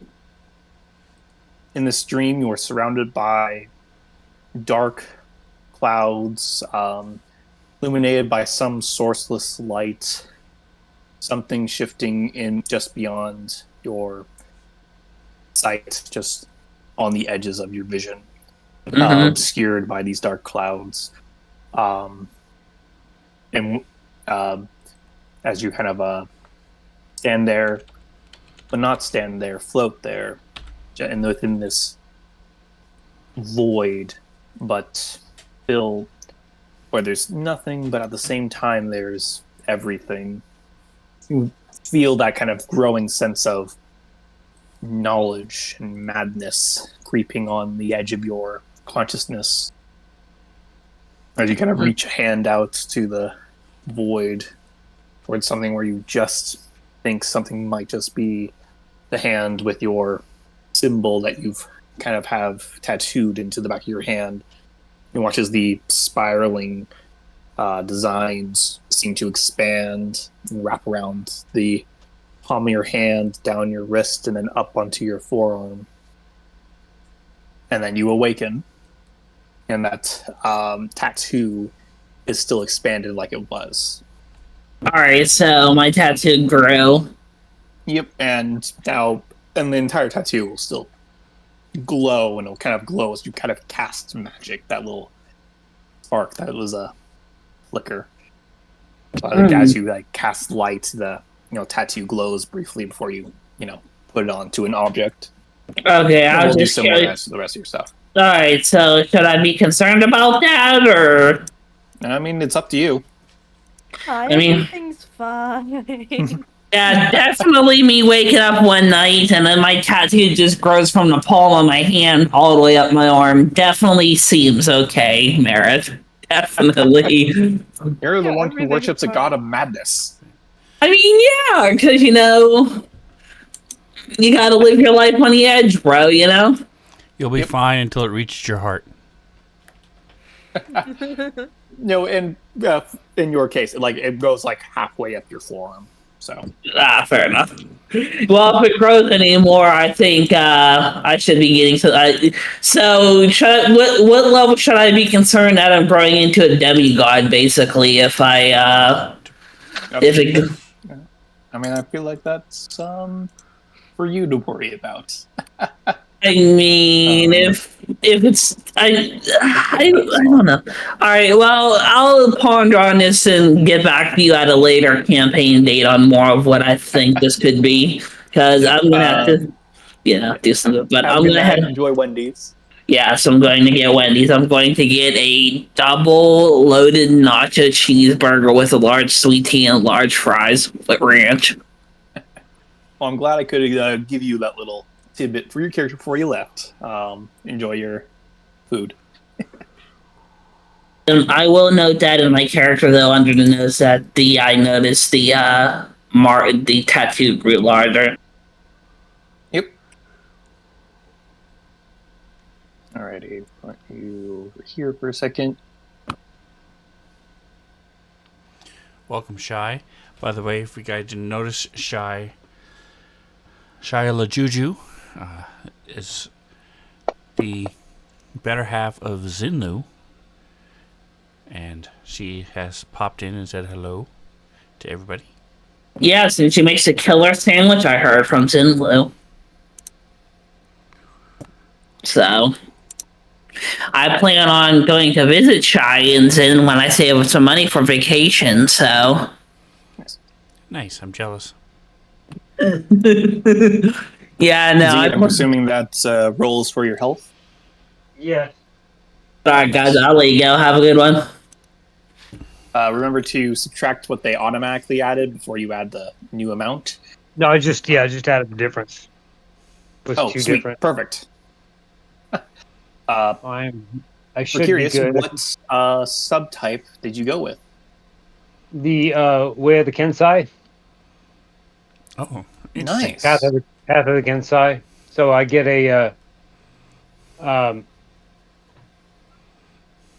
agile deflection. So if I'm ever hit by, or excuse me, when something. Okay, let me look at this again. Sorry. I think at third level you get deflect missiles as a monk Yeah, feature. deflect missiles. It gives me every time something hits me with a projectile weapon, I can roll a D10 plus my Dex mod plus my monk level to reduce the damage. If I reduce the damage to 0, then I catch the missile if it's small enough for me to hold in one hand. And if I have at least one hand free, then I cast the missile this way. I can then spend a Kai point to make a ranged attack with the weapon. In addition, because I have the path to the Kensai, if I do make an attack with a ranged weapon, I get an additional 1d4 damage as a bonus action. I also have the Path of Kensai, which gives me, if I'm holding my monk weapon, which I will be, it's my quarterstaff, most of the time, it'll be, I get a +2 to AC to deflect something trying to hit me as a more or less a constant action. At Nice. last until the beginning. I can do it as a bonus. I don't know if I have to declare it. Let me look at this again. And don't you get new weapons or something like that as a Kensai? Focus Yeah, on a don't you get weapon or to something? choose weapons to be your Kensai weapons? I do, and I need to pick a ranged weapon. At the moment, I don't have one. It can be one that you currently don't have. There was a short bow that you could have picked up if you wanted to choose that. Um, I don't want but a you could also two-handed weapon. choose an option that you can pick up later. Yeah, I want to have something that is going to be one-handed, either like a dagger or a There's javelin, something darts, simple and javelins, shurikens. darts actually sounds really good. I am a Right? winged creature. Being able to dart stuff is like a freaking taloned phoenix would be awesome. Yep. Nice. Definitely will have Yeah, to pick you up I'll some go if with you don't have darts. any. So we'll go with darts, and I'll just I think my quarterstaff is already a monk weapon, so I can choose another hand-to-hand weapon. As a Kensai, I think you can pick almost anything, like swords or whatever you want to Yeah, do. pretty much anything martial or anything that doesn't have a special property or isn't heavy. Okay. So I've read through it for your briefly, but I've weapons, you're never seen one picking played. quarterstaff and darts, or are you Yes. gonna pick something? Okay. No, I'm going to stay with that. I'm not planning to pick up a sword at any point for any particular reason. So, Yeah. And I believe, can you change this? and I can use, and if I end up using it, if I end up using my unarmed attack, I get something with that too. Let me see what it says here by myself. Okay. Plus, seems like a really cool subclass. I read it briefly when it first came out, but I've never actually seen one played. So I'm curious to see There's how it's something going to on be. I here know about my unarmed thing that has to do with. I'm looking for it. Let me see if I can find if it's a path. Not this one. I think your die went up too to Agile D6, didn't parry. it? If you make an unarmed strike as a part of the attack action on your turn and are holding a Kensai weapon, you can That's use it. it to defend yourself if it is a melee weapon. You gain a Right. +2 bonus to AC until the start of your next turn while the weapon is in your hand and you aren't incapacitated. Nice. Right. That's what it Definitely. was. That's my plan to, because I'm going to be using my unarmed attacks, obviously with my flurry of blows, things like that. So it's a To nice which, little. and all something that note, is deflect coded in the missiles, it spells. does take your reaction to use, so it's not every time you're hit with a ranged attack. It's Right. you can use your reaction to Right. yeah. So I can't do it multiple times per round, or off of my turn. So that makes Yep. sense. Unfortunately, well, until later levels when I think at higher levels monks just get unlimited reactions or something like that, or just get more reactions. I Or is don't. that a type Yeah, of monk? probably at That some sounds point. like something a monk does. But And then sounds the really way of the cool. brush says I gain proficiency with my choice of either calligrapher supplies or painter supplies, All right, and something I'll you probably can note in your go with proficiencies. calligrapher so I can write stuff. Alrighty. Cool. For the stream, as I'm assuming we're back on, Joker has decided to become an Eldritch Knight. So Phoenix is now an Eldritch Knight. And Soul is a Totem Barbarian, a bear Totem Barbarian. Nice. So him They totem bear get around all over the place. they get resistance So to when everything he's except raging, psychic. he's resist. Yep. So that's kind of a speciality he's kind of gone into. He's to which the totem can be something more generic representing of the animal. It's not like a very specific item, but that seems to be where his training has taken him. So when he rages, he will be barely touchable.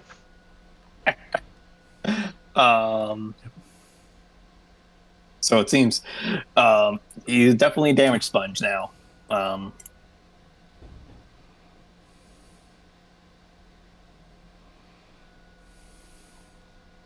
Barnacle, have you had any issues with your leveling? Or have you started? I am finished except for my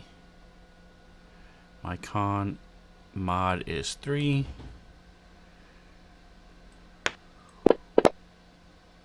Nice. So I get 3 extra, so I'll be at 30.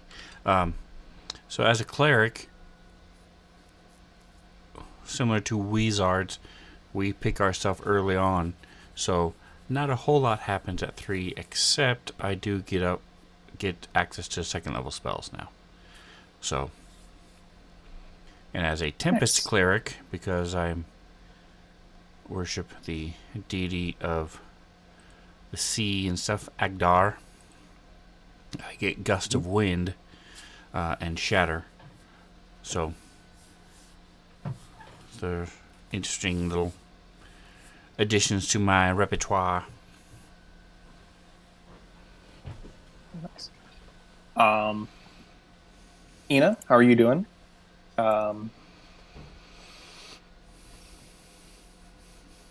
You also get access to second level spells, as well as a few spells that you should, presuming that you are continuing with the druid.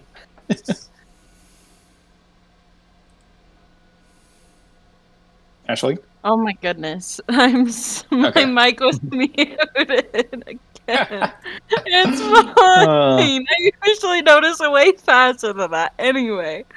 My question is, are we taking just the average hit points We're or are we rolling. rolling? Okay, We'll it be rolling. automatically added the average hit points for me, which is 8. So if you want to remove 8 and then I can roll it again. Okay. Roll a d8 and you add 3, it looks like. Nope. Wow, it's the average. It didn't matter.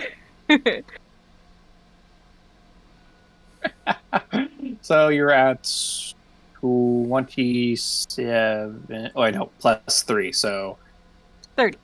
8. Yeah, so you're at 30. I should also roll. Let's see how weak I am. Good luck. We're hit point twinsies. Whoa. Wow. If you could just add a single hit point to me, that'd be great. Single hit point, so you're at 24. Thank you. And have you had any trouble with the spells you gain? Or still deciding? To be honest, I don't know where to put them. Like on my action sheet, if that makes sense. Like, should I make a new section, or just kind of throw them in there and remember that that's why I have them? I would say throw them just with your spells, and then make a note in your Yeah, I gotcha. like in your features or abilities where like those specific spells are from. Like, name it for like just so like we are aware in case it comes up. Because those spells I think have the ability to some of them I think you have the ability to cast like once without a spell slot, and some require a spell slot. I believe I would have to double check the exact ability. Well, considering what I'm throwing in right now are cantrips, don't need to worry about spell slots. Yep. I believe you do get some stuff that does require some spell slots. And but I would also have to double check again. Gonna real quick throw all these spells onto Ina for her to choose from. Some of which you will automatically have prepared. Which I'm There's pretty sure only a is. couple, right? The flaming spear and And then one other that I do not remember off the top of my head. let me look it up for you. Yep.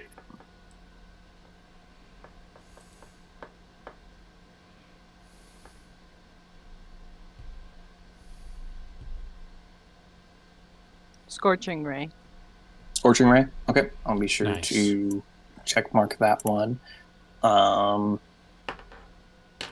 Then from that, you should be able to figure out how many more spells you can prepare in addition to your regular. I think it's 8. Total. Yes, so 8 So you can, minus you have 4. the 2 first level spells you always have prepared, and 2 second level spells now that you have always have prepared. Yes. So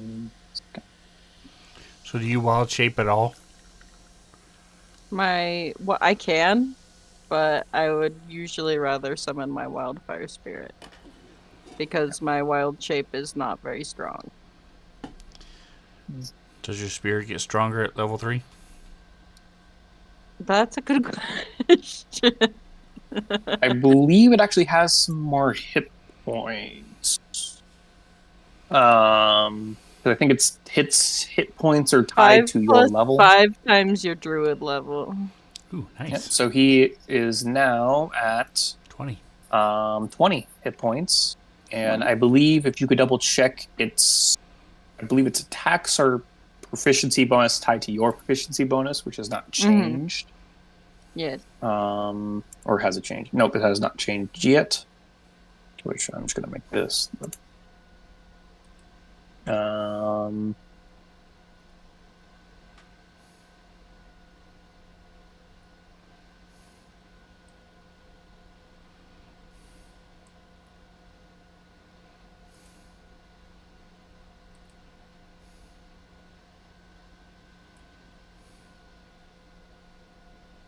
I guess if you could check one more thing for me for the Wildfire Spirit is it has a couple of saves. Is that save tied to your ability, or is it something else? What do you mean by that? Like the DC checks? Yeah, so like when it's summoned, it does like some fire damage to those around it if they don't make a dex save. I believe What is that that is DC? I believe that is my proficiency bonus. Or I think it would be the same as my save DC. Which I think is the case as well. I just wanted to double check. That's from what I can see, that's what I think. Yeah.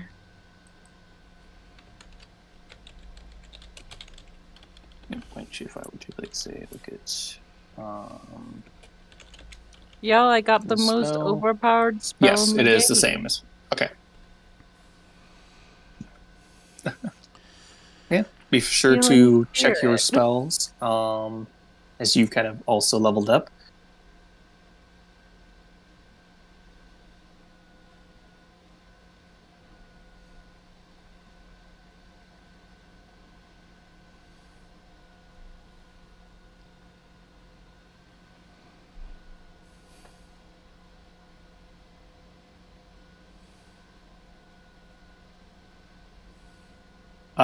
You can still take it if it's on the PHB. It's if I don't have it, I'll just code it because it's an existing spell, What? which I do have Healing? the 5e coding effects for. Healing? Mantha. Oh. Mold Earth. Oh. I never realized before that it's not from the player's handbook. Nope. Yeah. Yeah, that later.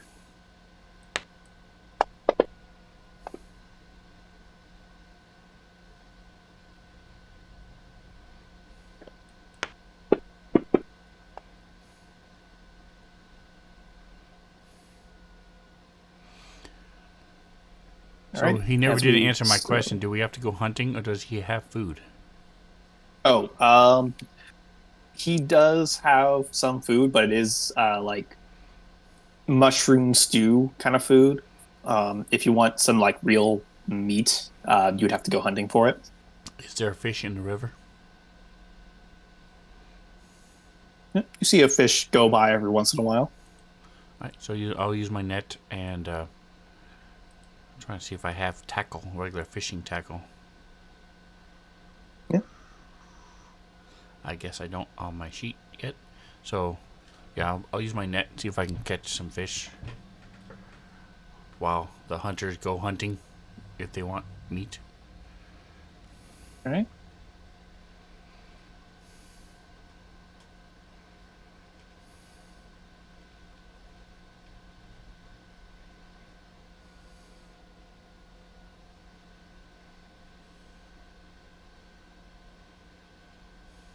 Sounds good, and you're able to, catch, a few fish that come along, Nice. enough to feed a couple people because they are, being patient enough of a, fisherman. That if you position it right and wait long enough, you'll get enough fish to feed everyone, or feed those who aren't without the hunger of a bear. But they can go hunting for their own food. Yeah, so I will, unlike fishermen in lakes and things that cast their net to try to catch the fish, I lay it out, I cast it out, and then move back because it has a 5-foot rope attached to it. And I'll wait, and then as the fish swim over it, I jerk and pull it, grab them, and it's got barbs on it, so as long as it comes close to touching them, it'll usually catch it. Yep. And kind of as you were, spending the time to do this kind of in the evening as you're, slowly getting enough fish, kind of in there, kind of within in a sense, being kind of one with nature as you are, laying out the net and, making sure everything is aligned so that you can take what you need. You kind of hear off in the distance the faint kind of echoing of thunder, just off in the distance.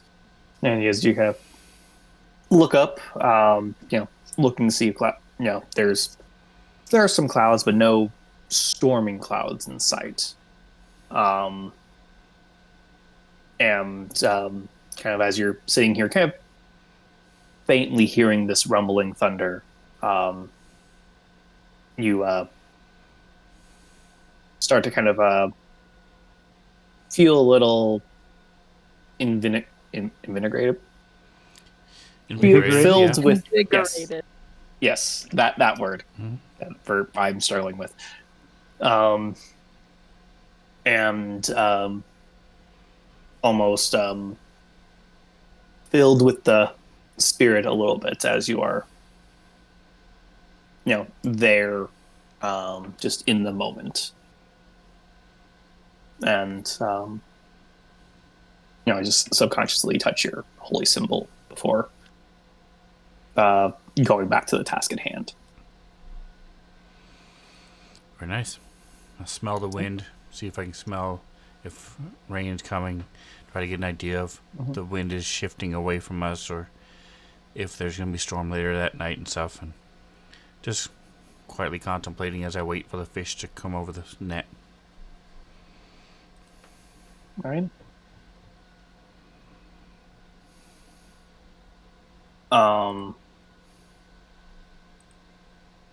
Zed is, you're meditating, contemplating kind of over your weapons as you are, as you've, been doing, kind of practicing some of your moves and, feeling your own chi that you use generally in fighting.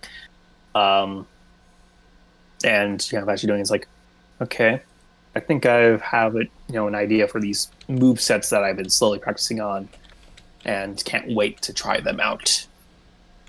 For your move sets that you have, slowly been developing over time. Yeah. Uh, you're just, kind of cultivating your connection to nature, ever growing stronger.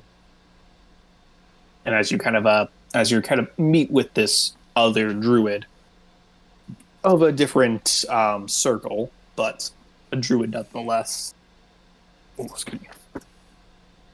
Um, you still kind of are realizing your deeper connection and being better manifesting of it.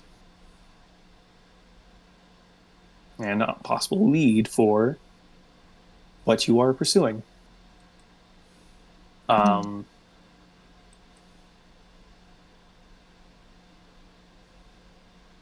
Merit, I guess I have a question for you. You have a dream that night. Do you want everyone else to hear it, or would you like to step aside? I think I would like to step aside. Very well. I also know you were still in the process of choosing some stuff. Would you like me to wait to go through this dream with you until after you're done choosing, or No, we can go ahead out as long as I finish before like the end of the session tonight. I'm good. all right, sounds good. We will be right back. If Mantha, if you would like to go to the sidebar, and we will be right back.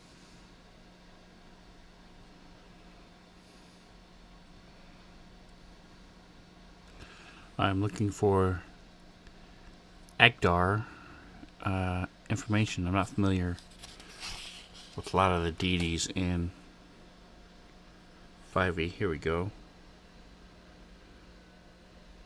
293. So I'm looking it up in the player's handbook. Tried to look it up on the interwebs, but it didn't like me.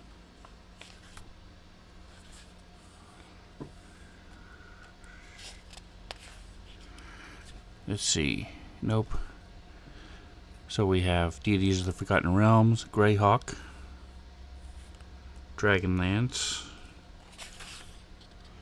Eberron, non-human,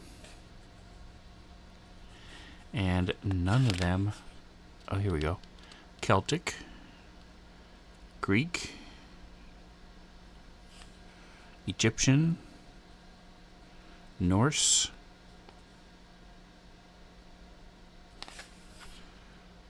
alright, well, Agdar is not in any of those lists that I have. Closest one is Aegir, who is the god of sea and storms from the Norse. So I guess I'll have to wait till the Nixter gets back. Because I have no idea what my holy symbol looks like or anything like that, so.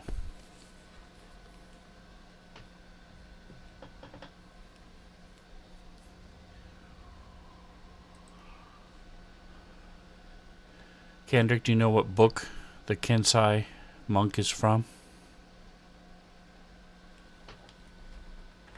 I don't.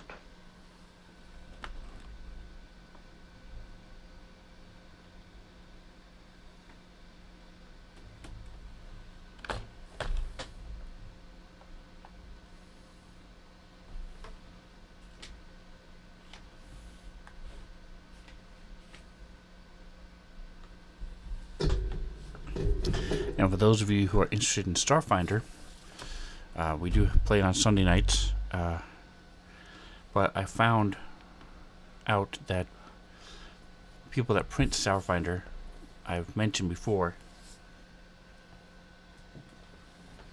that they have these soft cover copies of their core rulebook, which is 300 and some odd pages, and it's normally $60 for the hardcover. Well, they have the soft cover for $19.99, $20. They also have copies, soft covers of several of their other books, their Armory and their Alien Archive, stuff like that. They're soft covers, so you don't have to go broke trying to buy all the Starfinder materials. It's awesome. Cool. Wizard, Rogue, Ranger, Monk.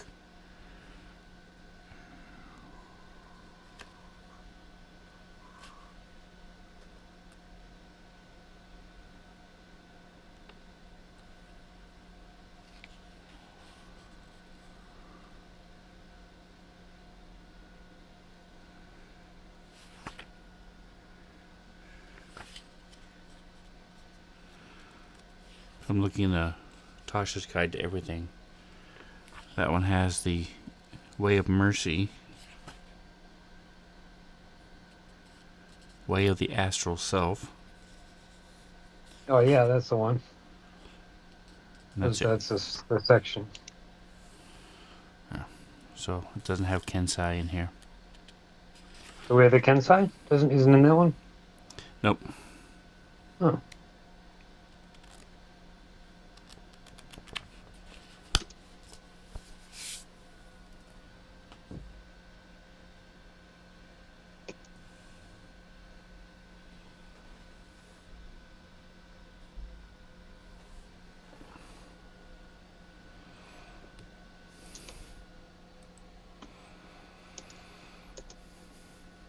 So I did not choose Spiritual Weapon.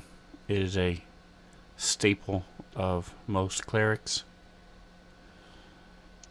But I am stubborn like that. It's like Fireball. I don't like Fireball. First published in Xanathar's Guide to Everything. Okay. I do not own a copy of that. Physical copy, at least.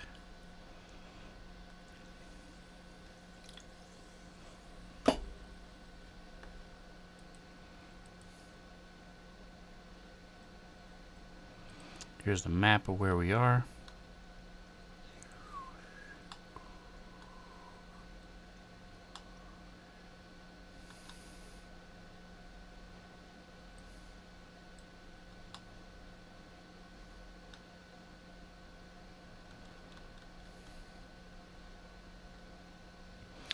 I forgot to mention, if you zoom in, you'll see there are now little yellow arrows. I typically don't use them on my tables, but that is the facing. So if you hover, put your cursor over the token, hold shift and use the mouse wheel, you can turn the way the arrow faces. So you can indicate which way you're facing.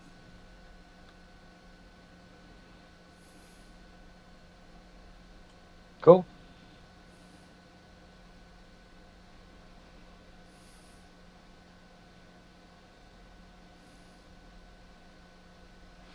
And there are 8 facings.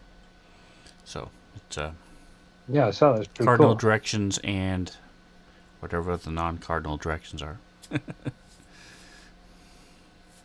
In between. Yeah, there you go. Really.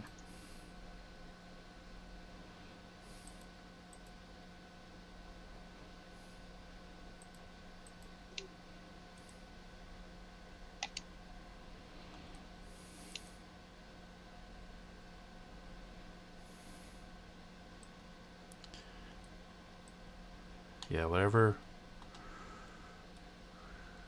There we go.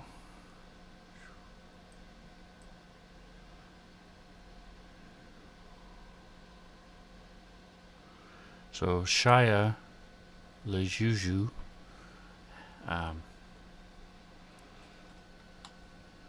hovers and hangs out with Zinlu on when he streams sometimes.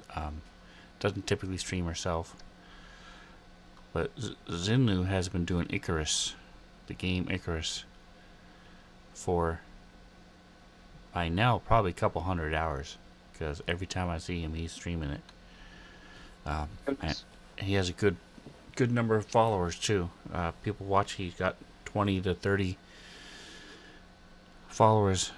People watching him every time he does it. So he's the one with the what's the guy's name?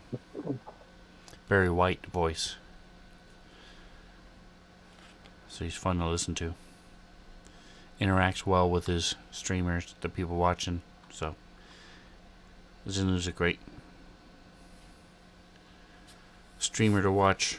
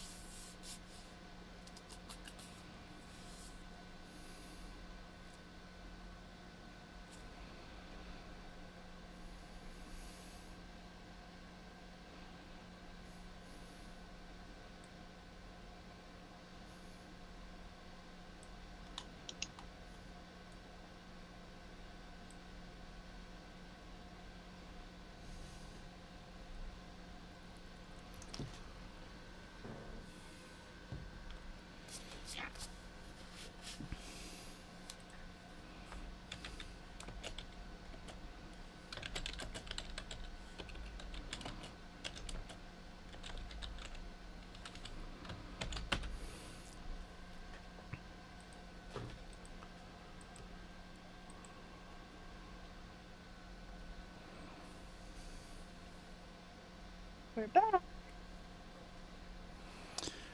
All right, awesome. Alrighty, now that everyone's finished leveling up, we come to the morning. Everyone's done their little bit. We've leveled up. You guys start to exit. Zolbit does warn you guys that going deeper into the swamp will encounter some more hazards, both natural and unnatural. In general, he's like, avoid the water. It is kind of, as he puts it, corrupted, and could, bring disease and corruption to you if you were to come into contact, as well as most of the nature will be hostile. We may encounter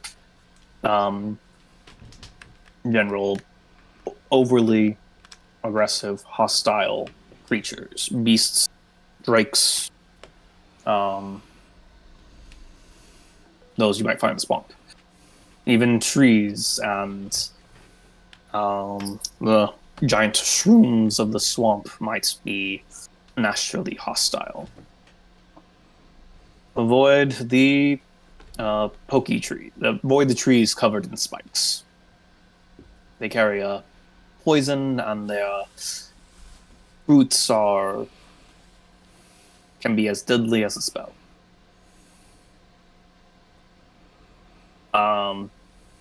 That's some of the advice he gives you, actually, kind of as you are waking up and exiting the cave in the morning.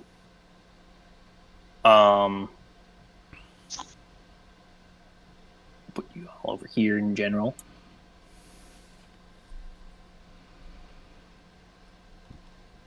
In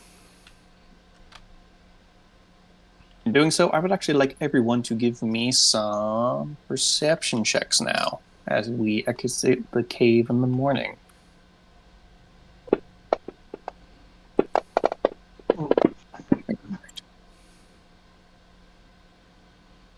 Wow.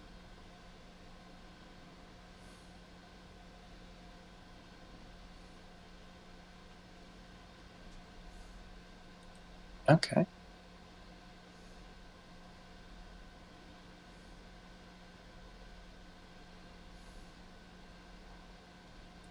You all, was that? Oh, nice. You all notice coming from the forest some, well, now familiar sights to you, as various, what looks to be a few troglodytes, lizard folks, start emerging from the forest to the west here, which I'll put them on the map here in a minute, as well as Ina and Barnacle. You notice also emerging from the forest, kind of behind this initial wave. Clay, that's Earth Genasi, who you met back in the tavern.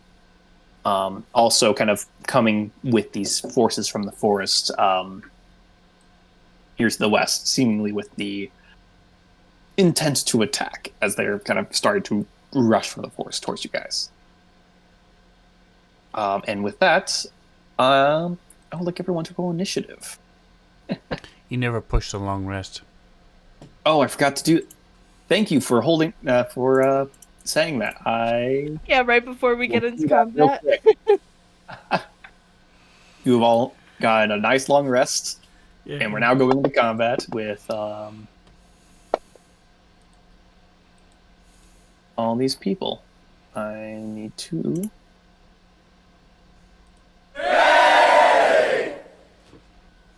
NPCs and make sure everyone is on here.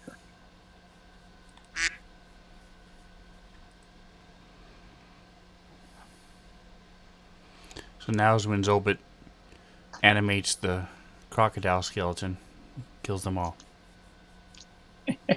Definitely.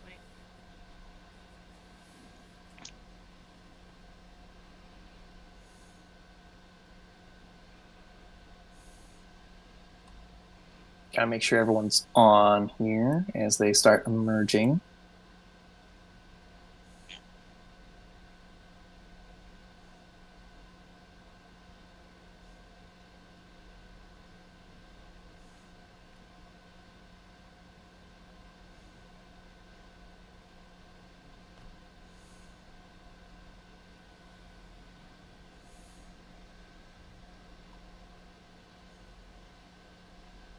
Which, before we actually go into combat, if you want to rearrange yourself within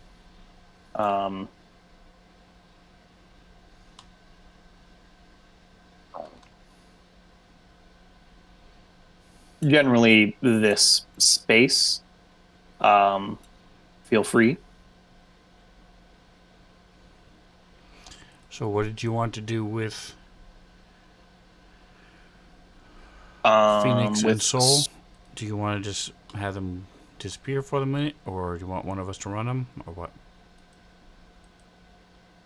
I'm going to say for this particular fight at this moment, they are going to be disappeared, and then when they, and they will, reappear next time they are needed, Gotcha. or next time they are present. Want me to just put skip turn on? Please.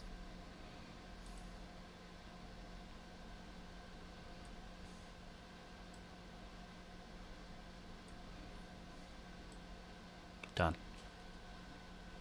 Appreciated. Just making sure everyone gets on the board here.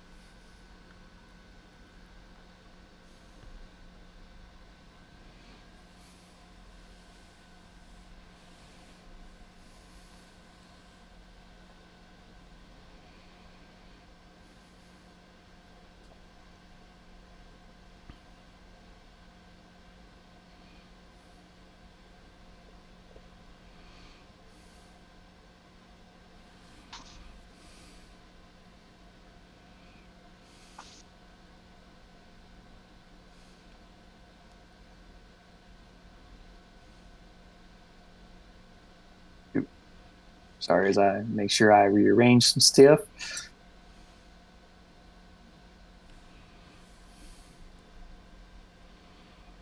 should be good to. One more thing that you guys notice is that standing with Clay appears to be. There we go. As all this kind of wave of people starts approaching through the forest, was standing with next to Clay appears to be another person, kind of wearing the holy vestments from the Temple of Merlane. Appears to be kind of a bit of a fancier design than the standard Sorry, I'll be priest you had back. seen. Almost like on about the same level of design and kind of fanciness as what Priestess Misha had. So you can kind of presume this is probably the head priest, as he also kind of emerges next to Clay.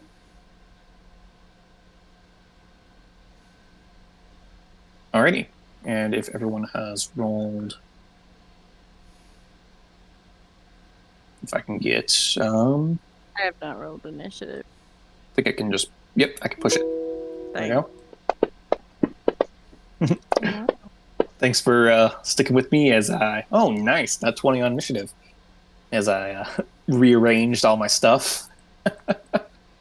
Go from level up to a fight. Sorry, Cat has the zoomies and unplugged all the lights. So Oh no. Nice, another nat 20 for initiative. I mean, only for initiative, but yeah. hey, compared to my beginning nat 1, I called that an improvement. Alrighty. I think we are just waiting on. No, we are not. Nice. You three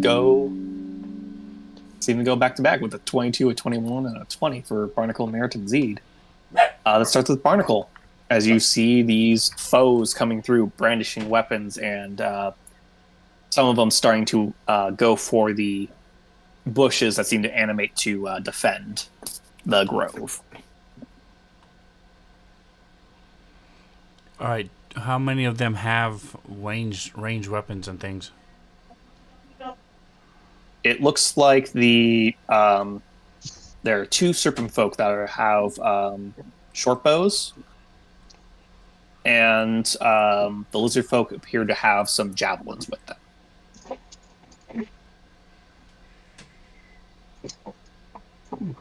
Those are the only people who you see off the bat who have ranged weapons.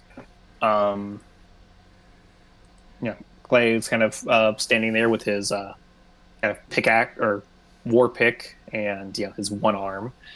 And then there's the priest figure who's standing next to him. All right. And what is the how plausible is it to climb up these little embankments that we're near? They go. They are climbable, but it would be hard. They go almost straight up for about 15 feet, but Okay. they're like, it's like a rock wall, but they're decently they're fairly steep, fairly sheer. But it's possible. All right, so I'm just checking the range of these peeps. I'll say out. Hey, I can put down a fog bank in front of us if you think we want to have them come to us. The tokens aren't locked if you care. Oh, boop. Tokens are now locked. Thanks for the call out. Yeah, geez, Nick. How dare you? Oh, I keep forgetting I'm a halfling. I only go 25. Okay, so I'm going to move up Okay. to here. And I'm going to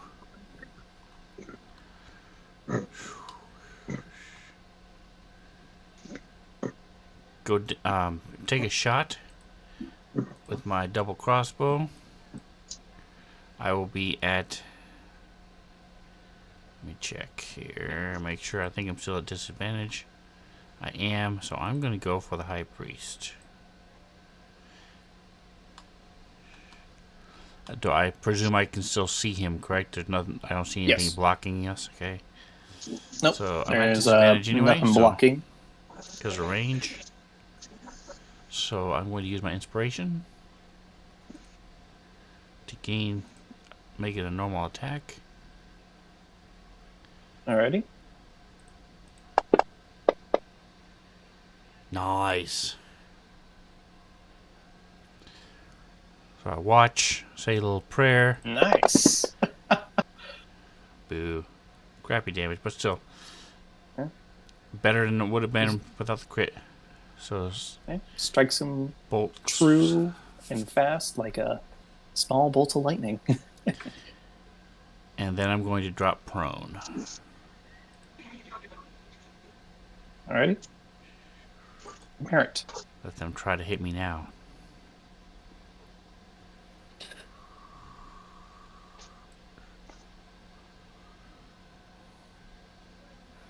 Marriage. Let's see. That's why.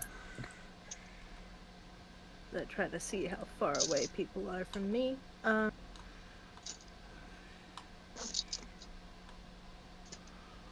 Is it clear Here it weather, is. by the way? It is cloudy. But so it's overcast, but it's not raining or storming or anything. It's just overcast. Okay. Mm-hmm. So Merritt is going to move up.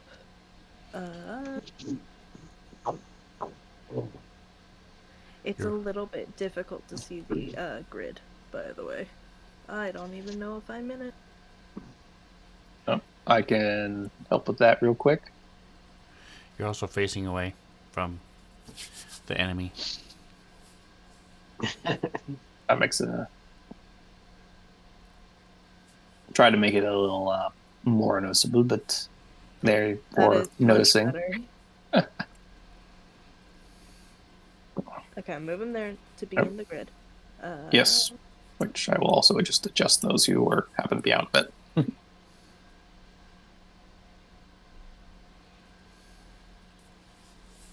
Merritt is gonna run up and... Nope, he's still too far away. Okay. Zed, you're on deck.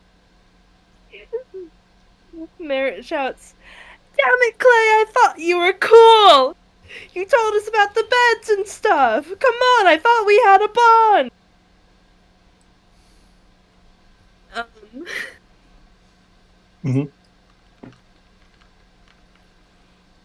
And then he's gonna go ahead and... That head priest is within 120 feet. So, he is going to go ahead and use Firebolt. And try to throw some fire at him. Nice.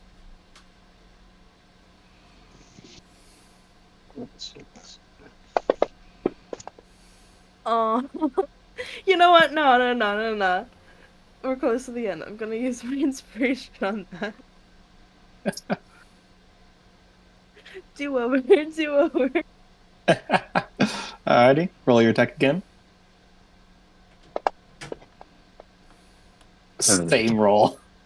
It was meant to be, I guess. Merritt runs up and he's like in the process of casting Fireball before he realizes that these really cute and probably pretty flammable familiars are like right in that line. And so like the fire goes out and then he moves his hand so it kind of like shoots up in the air. Yep, goes a little too wide. Zed, your go. So I'm having issues getting the distance thing. I'm trying to reset my map to be larger on my screen so I can see the distances. Still can't see this. It's just too tiny. As I say, 100 feet. Yeah, it's about That's 110 just from over the, 100 feet. the short guy, According and to then that. the closest, Yeah. and 140 from the high priest. Well, that's a hell of a distance. Wide map. I believe you can fly. I believe you can touch the Yes, but sky. Touch the sky. my speed is still very limited. Even dashing, I can only go about 80 feet. That means that I will then be a sitting target closer to them for their arrows. Well, you could be a flying target. Yeah, and then I have a long fall if I get hit.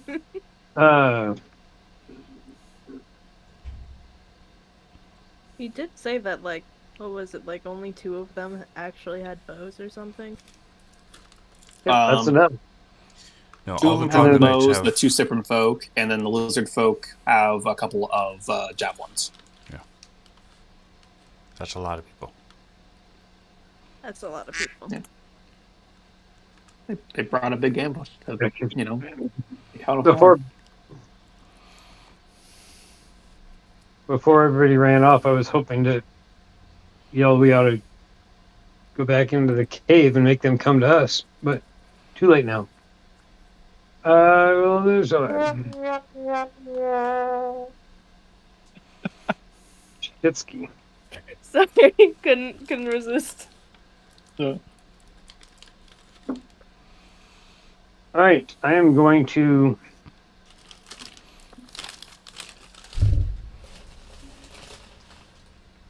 see 5, 10, 25, 55, approximately 80 feet to that.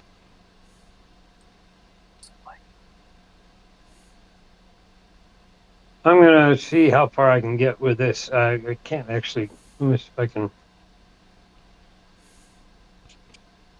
Oh, I can't.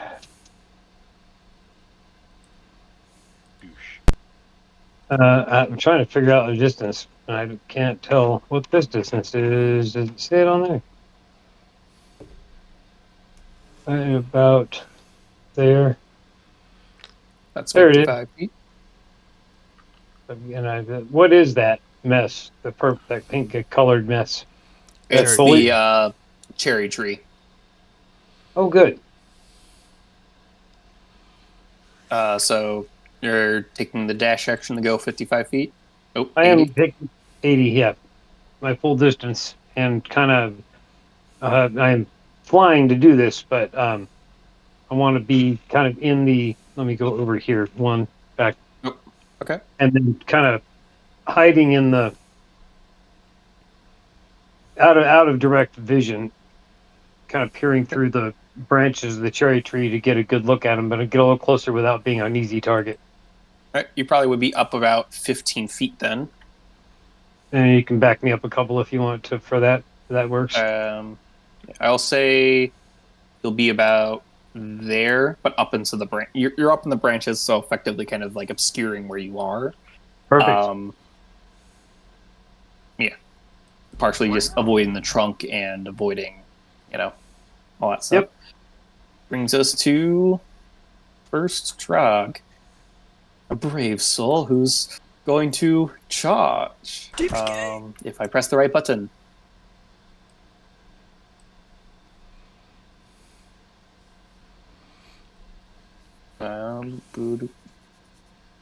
Actually go about. So, what is to the north that has them so fascinated that they're all facing that way? Nope. It would help if I turn them to the right orientation. As he crab walks quickly to the right. Excellent. Stage right.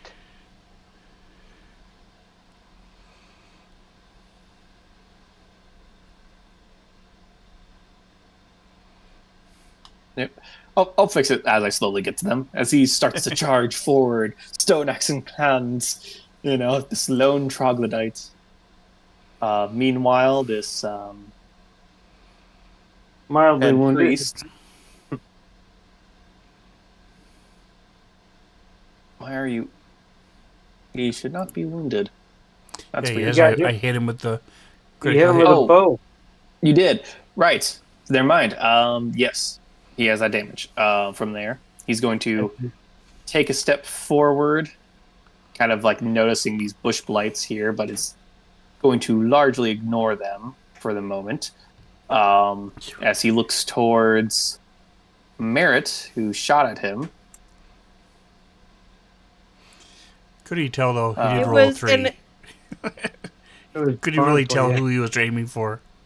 it was the True. pyrotechnics. There was this you, way. and technically there was Barnacle, who also shot in his general direction, but Barnacle specifically Barnacle actually hit shot him. him. Yeah, you're right. true. Merritt just like, hey, look at this fire, guys. Steps forward, 115, but you did go prone.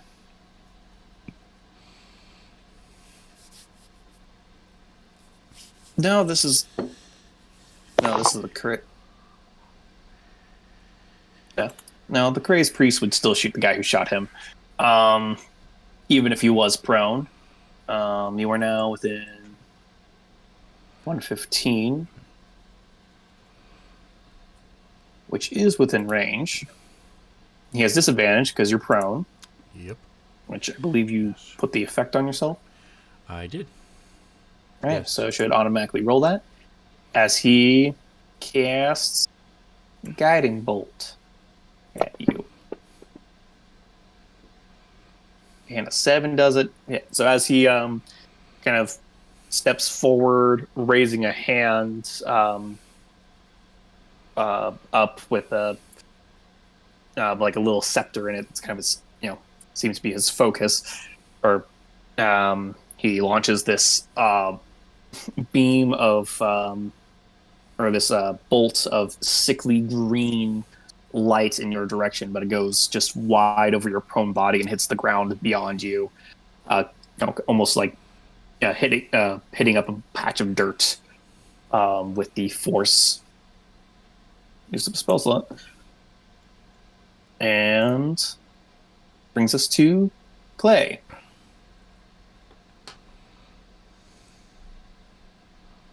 Sees you. It's gonna deal with you in due time as he takes some steps forward. Oh, I want to press the right button. And he's gonna real quick make some attacks on this bush blight as I double check. Yes. Well, his first attack is apparently a miss. And great first strike with his warp pick. Second attack is a crit, which is better. Worse, you mean? I think you misspoke there. I'm pretty Depends on sure. who you're talking about. As he just takes out this blight, as he strikes at it, but it kind of like dodges back, and then he just kind of does like a under kind of under strike, kind of hitting part of the dirt and almost like parting it with his strike of with the top of his pick as he kind of brings it up and just parts this bush blight in two. TPK. There goes one. Brings us to some of the bush blight's turns. There, I'm going to make this. Sad pile of leaves he left behind. Nice. Yeah. These bush blights are going to kind of start to move up and make some attacks. Or attack. Buzz, and this guy's going next, so he manages to land a hit. Does some damage. This guy also comes up, whose turn it is next.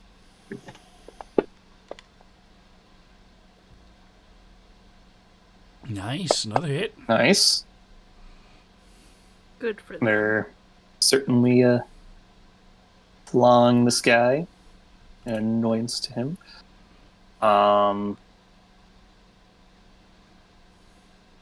This Man, if guy, only they seeing what moved a happened to little his, bit more and got flanking bonuses. Which exist, mean, by the way, guys. that is true. Flanking bonuses do exist. This guy, seeing what happened to his friend, still sees this guy as the biggest threat, so he's going to try and at least delay him as he goes up and tries to strike at him. Oh, these guys are rolling pretty well. Ina, you're almost up after these bush blight scale. These two are going to try and do this. And we'll attack this guy. This guy doesn't see that there. Oh, we hit. Oh, I'm doing really well. This guy's going to take also on him. So somehow, all of these bush blights have managed to land a hit. Nice. They're avenging That their brings us friend. down to, brings us down to You're Ina. doing so well. Yeah. So how these Bro. bush blights kind of attack, they kind of go up to things and they kind of claw at them, but they kind of claw and like dig their claws in to almost like suck the blood out of people. Nice. Yeah. They are bloodthirsty.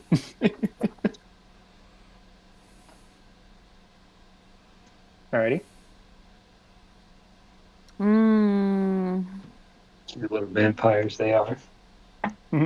Is my summon wildfire spare an action or a bonus action? Please remind me. Because I'm I looking through my stuff. believe it is a bonus action.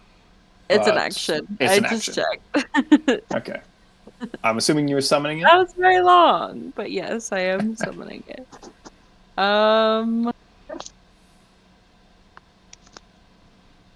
I can summon it right next to this guy. Let's do that. Screw this guy.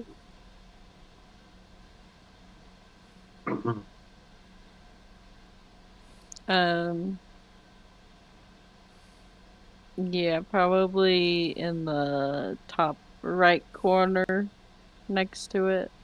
So like above both him and Merritt, but next to it. So when it is summoned. Wait, is that a thing? Yes. Were you summoning it? Mm-hmm. Right there? Okay. Yes. It should have an effect coded for when it's summoned. If you want to put that save on the Trog. Awesome.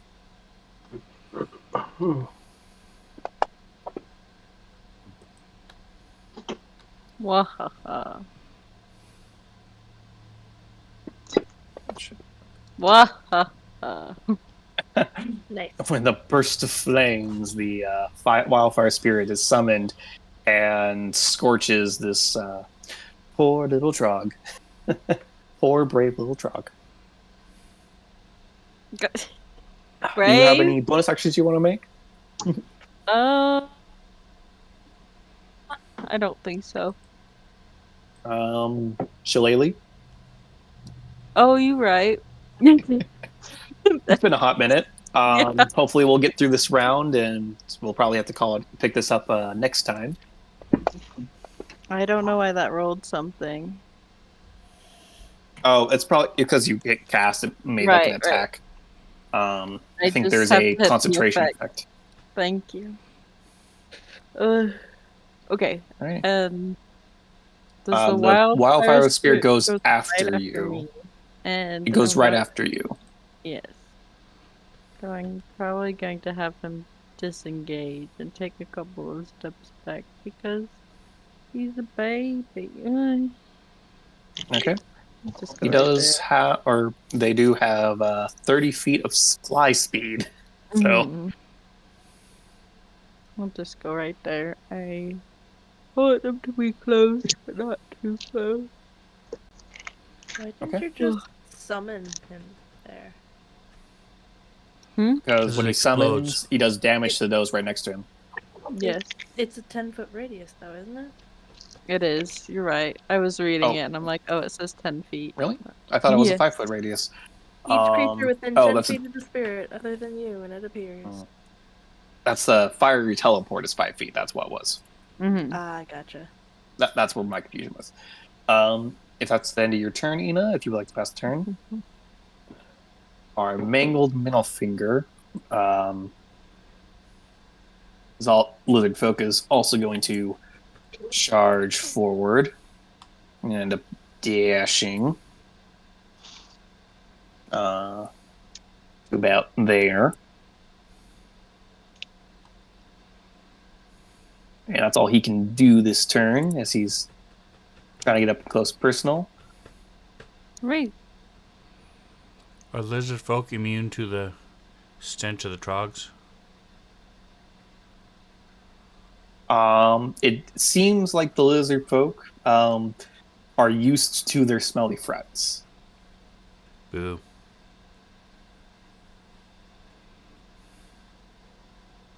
This guy is going to just make an attack against this little bush blight. That one, he breaks his axe. And is going to attempt to bite him apart as he also miss bush Nice. blights, but it catches the handle just underneath the stone axe, so it just snaps in half. Against the stronger wood, and as he tries to bite down, he just gets a mouthful of leaves, but nothing of substance on this bush blight. Minty. This is not active at the moment. Brings But us it to could the. be. You have to ask your buddy. This guy's going to try and charge past.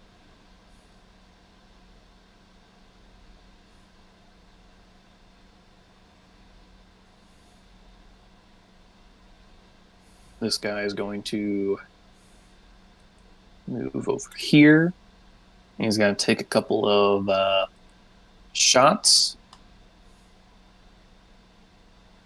Tequila, rum. Arrow. Ba-da-da-da-da-da-da. Um, Da-da-da-da-da-da. as I double check the range on this.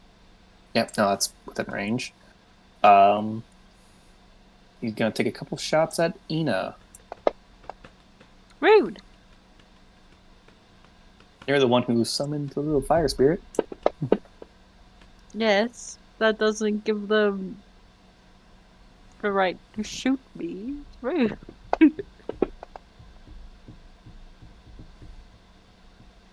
Extra rude. Okay. That is freaking rude. So you feel these two arrows kind of pierce you kind of in the shoulder. You kind of feel this an extra kind of pulse of pain as some poison that was coated onto the arrows starts to pulse through your veins. But you don't have to make a save or anything. It's just that. This trug is going to attempt to make its way through.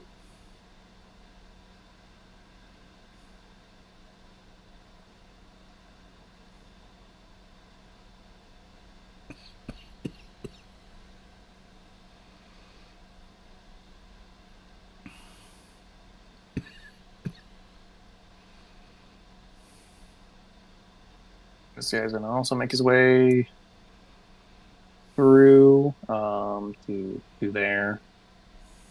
And just having seen Zeed, but he's going to attempt to shoot Zeed up in the trees, but because you are obscured, I'm going to provide you 3/4 cover, so he has a -5 to hit. Woo. Try to shoot up at Zeed. 10 is a miss. And for his second shot, 12 was a miss. As these arrows just kind of whistle by through the tree leaves. This guy's gonna move forward. As a reaction, I will grab my crotch and flip them off with my other hand. uh,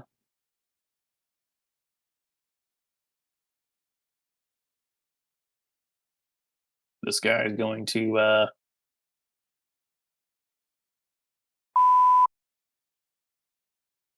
oop. I'm aware of the time, but I'm hoping to just make it to the end of this round. We only have a couple more people to go. Apologies, there are a lot of people in this fight. Yeah, geez, Nick. I mean, you made the encounter. I did. Gonna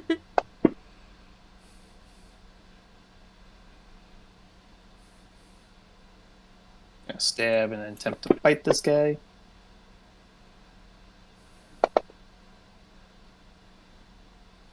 Tearing some chunks out of that bush plate. This brings us to Zolbit. I can actually identify. Zolbit is slow. He only has a 20 walk speed. He's going to move there, and he's going to spend his action animating the crocodile skeleton. Still from a distance, but within range for his ability, which starts to move. And just because of the nature of this, I'm actually going to move his initiative to just after Zolbit.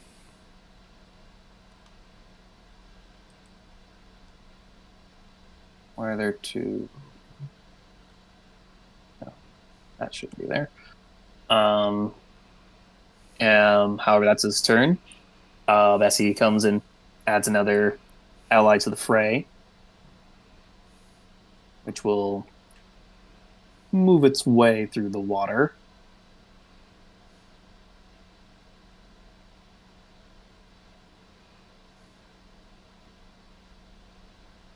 To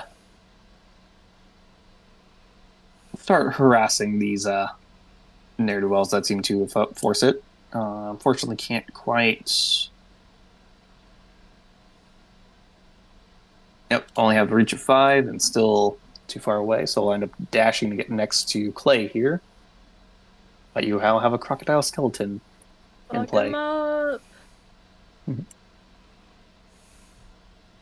Boo-doop. Yeah, bash him. And I'm dashing.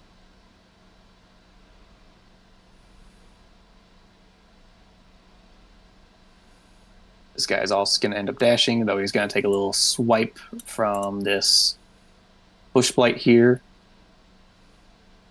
on his way out. Yeah, Nick, if you could get any more creatures in that 10-foot radius, that'd be great.